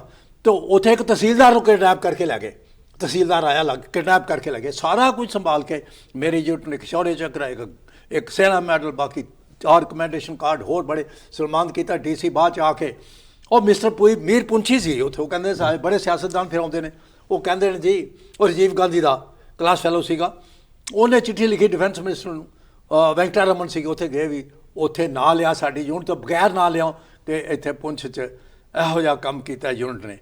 और मैनू एक्सपलेनेशन मंगी कि without orders how have you carried out this. क्यों गल सही सी कि एक्सपलेनेशन, क्यों जे कोई कैजुअल्टी हो जाती, खुदा न खास्ता साडा कोई जवान मारिया जाता, कुछ गल हो जाती, इक्विपमेंट अग लग जाती, तो फिर कोर्ट मार्शल मेरा होना सी। फिर अज KP साहब जी तुहाडे सामने मेरी गल बननी सी हुणी। मैं समझदा हाँ ये गुरु महाराज बख्शिश है, इहो जिहे चैलेंजेस तुहानूं फैसले लैणे पैंदे ने। डरपोक कमांडर कभी इहो जिहा सियासतदान फैसले नहीं लै सकदा। पार्लीमेंट दे विच भी ये मुद्दा गुंजिया सी। पार्लीमेंट दे विच मेरे पास चिट्ठी हाले भी मेरे ख्याल मौजूद है, पार्लीमेंट च ना ले बगैर उदों वेंकटा रमन क्या फौजां काम कर रही ने, खास तौर पर जदों बगैर यूनिट का नाम लैके पुंछ की गल की, मैनू जरा मिस्टर मीर पुंछी सीगा वाइस प्रेजिडेंट उस समय JNK कांग्रेस का, उन्हें आके मैनू दसिया सी, उन्हें चिट्ठी भी लिखी, उन्हें कापी मैनू देती। वो कहता उत्थे वो बचा ही तां मेरा होया। वो कह लगे कि उत्थे एक यूनिट है जो कोई इंट्रोवर्ट दे लैंग्वेज बिन बुलाए, उन्होंने कि एक बॉर्डर डिस्ट्रिक्ट बॉर्डर शहर बचा दिता। तो मैं समझदा हाँ वो तां ही करके तो फिर मैं बचा, मेरी यूनिट जो भी पद्मा श्री वास्ते तो DC ने मैनू रिकमेंड किया सी। खैर वो चलो उत्थे तो होर बड़े अवार्ड मिले मैनू। मैं ही पुछना चाह रहा था तो थले वाला मैडल्स बारे दस सकदे हो सानू, ਜਿਹੜੇ ਮੈਡਲਸ ਤੁਹਾਡੇ ਛਾਤੀ ਤੇ ਟੰਗੇ ਹੋਏ ਆ, ਇਹਨਾਂ ਬਾਰੇ ਦੱਸ ਸਕਦੇ ਹੋ? ਸੈਨਾ ਮੈਡਲ ਇਹ ਜਿੰਨੇ ਵੀ ਹੈਗੇ ਨੇ, ਇਹ ਦੇਖੋ ਇਹ ਬਲ ਬਖਸ਼ਦਾ, ਗੁਰੂ ਮਹਾਰਾਜ ਤੁਹਾਨੂੰ ਬਲ ਦਿੰਦਾ। ਇਹ ਸਾਰੀਆਂ ਜੰਗਾਂ ਦੇ 65 ਦੀ ਜੰਗ ਦੇ ਇੱਕ ਹੁੰਦਾ ਕਿ ਐਕਚੁਅਲ ਤੁਸੀਂ ਬੈਟਲ 'ਚੋਂ, ਉਹਨੂੰ ਸਟਾਰ ਕਹਿੰਦੇ ਨੇ, ਜਦੋਂ 71 ਦਾ ਸਟਾਰ ਵੀ ਹੈਗਾ। ਇਹ ਤੋਂ ਇਲਾਵਾ ਜੇ ਤੁਸੀਂ ਕਿਸੇ ਵੀ ਜੰਗ ਦੇ ਜਿਹੜਾ ਕਿ ਨੋਟੀਫਾਈਡ ਏਰੀਆ ਉੱਥੇ ਆ ਗਏ ਤਾਂ ਵੀ ਉਹਦਾ ਅਵਾਰਡ ਮਿਲਦਾ, ਤੇ ਵੂੰਡ ਮੈਡਲ ਵੀ ਹੁੰਦਾ, ਤੇ ਸਭ ਤੋਂ ਉੱਤੇ ਜਿਹੜਾ ਗੈਰੰਟੀ ਅਵਾਰਡ ਹੈ ਜਿਹਦੇ ਆਪਣੇ ਬੈਨੀਫਿਟ ਨੇ ਉਹ ਸੈਨਾ ਮੈਡਲ ਹੈ। ਇਸ ਵਾਸਤੇ ਇਹ ਸਾਰੇ ਅਵਾਰਡ ਜਿਹੜੇ ਨੇ ਇਹ ਤੁਹਾਡੀ ਸੇਵਾ ਜਿਹੜੀ ਤੁਸੀਂ ਨਿਭਾਈ ਹੈ ਫੌਜ ਦੇ ਵਿੱਚ ਰਹਿੰਦਿਆਂ ਹੋਇਆਂ। ਜਿੱਦਾਂ ਬਾਰ-ਬਾਰ ਜੰਮੂ ਕਸ਼ਮੀਰ 'ਚ ਗਿਆ, ਬਾਰ-ਬਾਰ ਉੱਥੇ ਚੁਣੌਤੀਆਂ ਸਾਹਮਣਾ ਕਰਨਾ ਪਿਆ, ਸਿਰਫ ਇੱਕ ਕੋਈ ਜੰਗ ਹੀ ਨਹੀਂ, ਹੋਰ ਵੀ ਬੜੇ ਚੈਲੰਜ ਜਿੱਦਾਂ ਮੈਂ ਇੱਕ ਦੱਸ ਕੇ ਹਟਿਆ ਉਹ ਜ਼ਿੰਦਗੀ 'ਚ ਆਉਂਦੇ ਨੇ। ਕਿ ਅਸੀਂ ਇਹੋ ਜਿਹੀ ਜਗ੍ਹਾ 'ਤੇ ਗਏ ਜਿੱਥੇ ਕਿ ਸਾਨੂੰ 2 ਰਾਤਾਂ ਜਾਗਣਾ ਪਿਆ, 30 ਫੁੱਟ ਬਰਫ਼ ਸੀ ਆਲੇ ਦੁਆਲੇ, ਖੱਚਰਾਂ ਨਾਲ ਲੈ ਕੇ, ਖੱਚਰਾਂ ਨੇ ਸਾਡਾ ਸਾਥ ਦਿੱਤਾ। ਖੱਚਰਾਂ ਦੇ ਨਾਲ ਸਾਡੀ ਯੂਨਿਟ ਖਤਮ ਹੋਈ, ਰੇਜ਼ ਹੋਈ ਸੀ, ਉਹ ਖੱਚਰਾਂ ਦੇ ਨਾਲ ਸਾਨੂੰ 71 ਦੀ ਜੰਗ ਵੀ ਔਰ ਉਸ ਤੋਂ ਪਹਿਲੋਂ ਵੀ ਐਜ਼ ਏ ਕੈਪਟਨ ਅਸੀਂ ਮੇਜਰ ਇੱਕ ਮੁੰਗੇਰ ਕਲਾਂ ਪਿਕਟ ਸੀ ਇੱਥੇ ਨਾ 5000 ਕਪਾੜਾ ਤੋਂ ਲੈ ਕੇ ਉੱਥੇ ਜਾਣਾ ਪਿਆ, ਅਤੇ ਅਸੀਂ ਉੱਥੇ 2 ਰਾਤਾਂ ਜੰਗ ਤੋਂ ਬਾਅਦ ਜਦੋਂ ਕੰਨ ਅਸੀਂ ਡਿਸਮੈਂਟਲ ਹੋਈ ਸੀ ਉਹਨੂੰ ਜੋੜ ਕੇ, ਜਦੋਂ ਤਿਆਰ ਹੋ ਗਏ ਸੀ, ਆਰਮੀ ਕਮਾਂਡਰ ਦੇ ਹੁਕਮ ਦੀ ਇਜ਼ਾਰ ਕਰ ਰਹੇ ਸੀ, ਅਤੇ ਪਾਕਿਸਤਾਨੀ ਉਹ ਜਗ੍ਹਾ ਛੱਡ ਕੇ ਉਹ ਉੱਥੋਂ ਨਿਕਲ ਗਏ। ਸੋ ਇਹੋ ਜਿਹੇ ਬੜੇ ਚੈਲੰਜਿਸ। ਔਰ ਮੈਂ ਸਮਝਦਾ ਹਾਂ ਕਿ ਮੈਨੂੰ ਸਭ ਤੋਂ ਵੱਡਾ ਜਿਹੜਾ ਸੁਭਾਗ ਪ੍ਰਾਪਤ ਹੋਇਆ ਮੇਰੀ ਆਖਰੀ ਪਿੰਡ 2 ਬ੍ਰਿਗੇਡ ਕਮਾਂਡ ਕਰਨ ਤੋਂ, ਕਿ ਇੱਕ NCC ਦੇ ਐਜ਼ ਡਿਪਟੀ DG ਜਿਹਦੇ ਵਿੱਚ ਬਹੁਤ ਸਾਰੇ ਲੜਕਿਆਂ ਨੂੰ ਮੋਟੀਵੇਟ ਕਰਕੇ ਸਾਡੇ ਉੱਥੇ ਕਮਿਸ਼ਨ ਹਾਸਲ ਹੋਇਆ, ਬਹੁਤ ਸਾਰੇ ANOs ਬਣੇ, associate NCC officer, vice chancellor of various universities, honorary colonel, ਤੇ ਉੱਥੇ ਤੇ ਫਰੀडम ਆਫ ਐਕਸ਼ਨ ਸੀ, ਬਹੁਤ ਵੱਡੀਆਂ ਉਪਲਬਧੀਆਂ। ਜਦੋਂ ਕਿ ਬ੍ਰਿਗੇਡੀਅਰ ਕਾਲੋ, ਮੈਂ ਇਹ ਜਾਣਨਾ ਚਾਹੁੰਦਾ ਕਿ ਤੁਹਾਨੂੰ ਇੰਨੇ ਸਨਮਾਨ ਮਿਲੇ ਆ, ਇਸ ਅਸੀਂ ਦੇਖ ਪਾ ਰਹੇ ਹਾਂ ਸਾਰਾ ਕੁਝ, ਇਹਨਾਂ ਸਨਮਾਨਾਂ ਦੇ ਵਿਚਾਲੇ ਵੈਸੇ ਕਦੇ ਵੀ ਕੋਈ ਫੌਜੀ ਨਹੀਂ ਕਹਿੰਦਾ ਕਿ ਮੈਨੂੰ ਆਹ ਸਨਮਾਨ ਨਹੀਂ ਮਿਲਿਆ ਤੇ ਮੈਨੂੰ ਅਫਸੋਸ ਹੈ, ਪਰ ਮੈਂ ਪੁੱਛਣਾ ਚਾਹੁੰਦਾ ਦਿਲ ਵਿੱਚ ਕਿਤੇ ਰਟੀਸ ਹੋਊਗੀ ਕਿ ਆਹ ਸਨਮਾਨ ਮੈਨੂੰ ਮਿਲਣਾ ਚਾਹੀਦਾ ਸੀ, ਮੈਨੂੰ ਮਿਲਿਆ ਨਹੀਂ? ਨਹੀਂ, ਮੈਂ ਸਮਝਦਾ ਹਾਂ ਦੇਖੋ ਇਹ ਤੇ ਗੁਰੂ ਦੀ ਕਿਰਪਾ ਹੈ। ਮੈਂ ਆਈ ਡਿਡ ਮਾਈ ਡਿਊਟੀ। ਮੈਂ ਤੇ I just mention to you ਕਿ ਮੇਰੇ ਤੋਂ ਡੇਟਾ ਮੰਗਿਆ ਜਦੋਂ DC ਨੇ, ਮੈਂ ਕੀ ਗੱਲ ਹੈ, ਕਹਿੰਦਾ ਜੀ ਤੁਹਾਡਾ ਪਦਮ ਸ਼੍ਰੀ ਵਾਸਤੇ ਮੈਂ ਨਾਮ ਭੇਜ ਰਿਹਾ ਸਿਵਲ ਅਵਾਰਡ। ਮੈਨੂੰ ਇਹ ਕਦੀ ਰਿਗਰੈਟ ਨਹੀਂ ਹੋਇਆ ਕਿ ਮੈਂ ਸਮਝਦਾ ਹਾਂ, ਕਿਉਂਕਿ ਚਲੋ ਜੇ ਮੈਨੂੰ ਸ਼ੌਰਯ ਚੱਕਰ ਮਿਲ ਜਾਂਦਾ, ਜੇ ਮੈਨੂੰ ਵੀਰ ਚੱਕਰ ਮਿਲ ਜਾਂਦਾ, ਜਾਂ ਮੈਨੂੰ ਨਾਮ ਹੀ ਮਿਲਦਾ, ਹੁਣ ਇਸੇ ਨਾਲ ਖੁਸ਼ ਹੈ, ਰਾਜ਼ੀ ਹੈ ਮੁਝਸੇ ਜਿਸमें तेरी रज़ा है, ਜਾਂ ਜੋ ਤੂੰ ਵੀ ਵਾਹ ਵਾਹ ਹੈ, ਹਮ ਵੀ ਵਾਹ ਵਾਹ ਹੈ। ਜੇ ਹੁਣ ਸੇਨਾ ਮੈਡਲ ਨਾਲ ਬੜੇ ਸਾਰੇ ਬੈਨੀਫਿਟ ਨੇ, ਗੈਰੰਟੀ ਅਵਾਰਡ ਨਾਲ, ਇਨਕਮ ਟੈਕਸ ਨਹੀਂ ਇਹ ਉਹ। ਮੇਰਾ ਕਹਿਣ ਤੋਂ ਮਤਲਬ ਹੈ ਮੈਨੂੰ ਕਦੀ ਇਸ ਰਿਗਰੈਟ ਨਹੀਂ ਹੋਇਆ। ਮੈਂ ਤਾਂ ਸੇਵਾ ਕੀਤੀ ਹੈ ਮਨੋ ਤਨੋ, ਔਰ ਇਹ ਆਪਣਾ ਮੇਰਾ ਇਹ ਜ਼ਰੂਰ ਰਿਹਾ ਮੈਨੂੰ ਇਸ ਗੱਲ ਦਾ ਬੜਾ ਫਖਰ ਹੈ, ਮਾਣ ਹੈ ਕਿ ਗੁਰੂ ਮਹਾਰਾਜ ਨੇ ਬਖਸ਼ਿਸ਼ ਕੀਤੀ ਇਸ ਕਲਮ ਦੇ ਨਾਲ ਜੋ ਸਾਈਟੇਸ਼ਨ ਲਿਖੀ ਔਰ ਜਿਹਦੀ ਵੀ ਜਿਸ ਅਵਾਰਡ ਵਾਸਤੇ ਕੀਤੀ ਉਹ ਮੇਰੀ ਯੂਨਿਟ ਨੂੰ ਮਿਲਿਆ। ਔਰ ਮੇਰੀ ਯੂਨਿਟ ਦੀ ਮੁਤਾਬਕ ਉਹਨਾਂ ਦੀ ਬਦੌਲਤ 5.5 ਸਾਲ KPG ਕਮਾਂਡ ਕਰਨ ਤੋਂ ਬਾਅਦ ਮੇਰੇ ਵਰਗਾ ਇਨਸਾਨ ਜਿਹੜਾ ਕਿ ਤੱਪੜ ਵਾਲੇ ਸਕੂਲ 'ਚ ਪੜ੍ਹਿਆ ਹੋਏ ਇਸ ਅਵਸਥਾ 'ਤੇ ਪਹੁੰਚਣਾ ਤੇ ਗੁਰੂ ਕਿਰਪਾ ਤੇ ਮੇਰੀ ਯੂਨਿਟ ਦਾ ਬਹੁਤ ਵੱਡਾ ਯੋਗਦਾਨ ਹੈ, ਜਿਨ੍ਹਾਂ ਨੇ ਮੈਨੂੰ 5.5 ਸਾਲ 3 ਅਲੱਗ-ਅਲੱਗ ਇਲਾਕਿਆਂ ਦੇ ਵਿੱਚੋਂ ਲਾਈਨ ਆਫ ਕੰਟਰੋਲ, ਔਰ ਉੱਥੇ GOC ਕਹਿੰਦਾ ਸੀ you don't know how to command the unit, ਕਿਉਂਕਿ ਇੱਕ ਪਲਟਨ 84 ਦੇ ਉਸ ਵੇਲੇ ਫੈਬਰਰੀ ਦੇ ਵਿੱਚ ਜੋ ਮਾਹੌਲ ਸੀਗਾ ਭੱਜਣ ਨੂੰ ਫਿਰਦੀ ਸੀ, ਉਹਨੂੰ ਬਚਾਇਆ ਕਿਉਂਕਿ ਇਨਫੋਰਮੇਸ਼ਨ ਸਾਡੇ ਕੋਲ ਆ ਗਈ ਔਰ GOC ਦੀ ਪਾਸ ਕਰ ਦਿੱਤੀ ਗਈ ਕਿ ਆਹ ਕੁਝ ਹੋਣ ਵਾਲਾ, ਇਹ ਧਰਮ ਦੇ ਖਿਲਾਫ ਬੋਲਦੇ ਨੇ ਆਹ ਕੁਝ ਕਰ ਮੰਨਣ ਨਾ ਮੇਰੀ ਗੱਲ। ਔਰ ਜਦੋਂ ਪਾਰਸ਼ਲੀ ਹੋ ਗਿਆ ਫਿਰ ਕੱਲ੍ਹ ਉਹਨੂੰ ਬੁਲਾਉਂਦੇ ਸੀ। ਤੇ ਮੈਂ ਸਮਝਦਾ ਹਾਂ ਕਿ ਇਹ ਇੱਕ ਸੇਵਾ ਹੈਗਾ ਤੁਹਾਨੂੰ, ਤੁਸੀਂ ਜੇ ਕਿਸੇ ਦੀ ਮਦਦ ਕਰ ਸਕਦੇ, ਕਿਉਂਕਿ ਲੋਕੀ ਕਹਿੰਦੇ ਖਬਰ ਇਸ ਕਰਕੇ ਦਿੱਤੀ ਨਹੀਂ ਤੇ ਸਾਰੀ ਪਲਟਨ ਦੇ ਵਿੱਚੋਂ ਅੱਧਿਆਂ ਨੇ ਤਬਾਹ ਹੋ ਜਾਣਾ ਸੀ। ਉਹਨਾਂ ਦੇ ਪਰਿਵਾਰ ਅੱਜ ਵੀ ਸਾਡੇ ਕੋਲ ਬੜੇ ਜਿਹੜੇ ਨੇ ਕਹਿੰਦੇ ਨੇ ਧਰਮੀ ਫੌਜੀ ਨੇ, ਕਿਉਂਕਿ ਉਹ ਉਹਨਾਂ ਦੀ ਲੀਡਰਸ਼ਿਪ ਠੀਕ ਨਹੀਂ, ਉਹਨਾਂ ਨੂੰ ਗਾਈਡ ਨਹੀਂ ਕੀਤਾ ਗਿਆ ਠੀਕ, ਤੇ ਇਸ ਤਰੀਕੇ ਨਾਲ ਬਚਾਓ ਹੋਇਆ। ਮੇਰਾ ਮਤਲਬ ਹੈ ਇਸ ਚੀਜ਼ ਦੀ ਭੁੱਖ ਨਹੀਂ ਮੈਨੂੰ ਕੀਤੀ, ਮੈਂ ਤਾਂ ਕਹਿੰਦਾ ਗੁਰੂ ਮਾਫ ਬਖਸ਼ਿਸ਼ ਹੋਈ। ਮੈਂ ਤਾਂ ਕਦੀ ਸੋਚਿਆ ਨਹੀਂ ਸੀ ਇਸ ਰੈਂਕ ਤੇ ਪਹੁੰਚ ਸਕਦਾ, ਮਿਹਨਤ ਬੜੀ ਕਰਨੀ ਪੈਂਦੀ ਹੈ ਇਹ 'ਚ ਕੋਈ ਸ਼ੱਕ ਨਹੀਂ, ਪਰ ਪਛਾਣ ਵਾਲੇ ਮੇਰੀ ਫੌਜ, ਮੇਰੀ ਪਲਟਨ, ਮੇਰੇ ਘਰ ਵਾਲੇ, ਮੇਰਾ ਪਰਿਵਾਰ, ਮੇਰੇ ਬੱਚੇ, ਮੇਰੀ ਵਾਈਫ ਸਾਰੇ ਵਿੱਚ ਸ਼ਾਮਲ ਨੇ, ਉਹਨਾਂ ਦਾ ਬੜਾ ਵੱਡਾ ਯੋਗਦਾਨ ਹੈ। ਮੇਰੀ ਵਾਈਫ ਮਿਸਿਸ ਬਲਜੀਤ ਕਾਲੋਂ, ਮੇਰੀ ਅਮਨ ਡਾਕਟਰ ਅਮਨ, 50 ਸਾਲ ਹੋ ਗਏ ਵਿਆਹ ਨੂੰ ਤੁਹਾਡੇ ਨੂੰ? ਹਾਂ ਜ਼ਿਆਦਾ ਹੋ ਗਏ ਜੀ ਹੁਣ ਦੇਖੋ 69 ਸ਼ਾਦੀ ਹੋਈ ਸੀ। ਤੇ ਮੈਂ ਸਮਝਦਾ ਹਾਂ ਕਿ behind every successful person there is a woman. ਤੇ ਜ਼ਿਆਦਾਤਰ ਉਹ ਅਸੀਂ ਇਕੱਠੇ ਨਹੀਂ ਰਹੇ ਕਿਉਂਕਿ ਫੀਲਡ ਏਰੀਆ 'ਚ ਕਮਾਂਡ ਕਰਨ ਦਾ, command as a commanding officer field area, ਇਹ ਬਹੁਤ ਵੱਡਾ ਸਵਾਲ ਹੈ। ਪਰਿਵਾਰ ਤੋਂ ਦੂਰ ਰਹਿਣਾ ਪੈਂਦਾ। ਮੈਂ ਇੱਕ ਛੋਟਾ ਬ੍ਰੇਕ ਲੈ ਕੇ ਵਾਪਸ ਆ ਰਿਹਾ ਬ੍ਰਿਗੇਡੀਅਰ ਕਾਲੋ। ਪਰਿਵਾਰ ਤੋਂ ਦੂਰ ਰਹਿਣਾ ਤੇ ਦੂਜੇ ਦੇ ਪਰਿਵਾਰ ਦੀ ਰੱਖਿਆ ਕਰਨਾ, ਜਦੋਂ ਤੁਸੀਂ ਸੈਨਾ ਵਿੱਚੋਂ, ਜਦੋਂ ਤੁਸੀਂ ਆਰਮੀ ਵਿੱਚੋਂ, ਫੌਜ ਵਿੱਚੋਂ, ਉਦੋਂ ਤੁਸੀਂ ਸਿਵਲ ਸੁਸਾਇਟੀ ਦੇ ਵਿੱਚ ਕਿਸ ਤਰ੍ਹਾਂ ਵਿਚਰਨਾ, ਇਹ ਬਹੁਤ ਵੱਡੇ ਸਵਾਲ ਹੈ ਤੇ ਇਹਨਾਂ ਸਵਾਲਾਂ ਤੇ ਵਾਪਸ ਆ ਰਹੇ।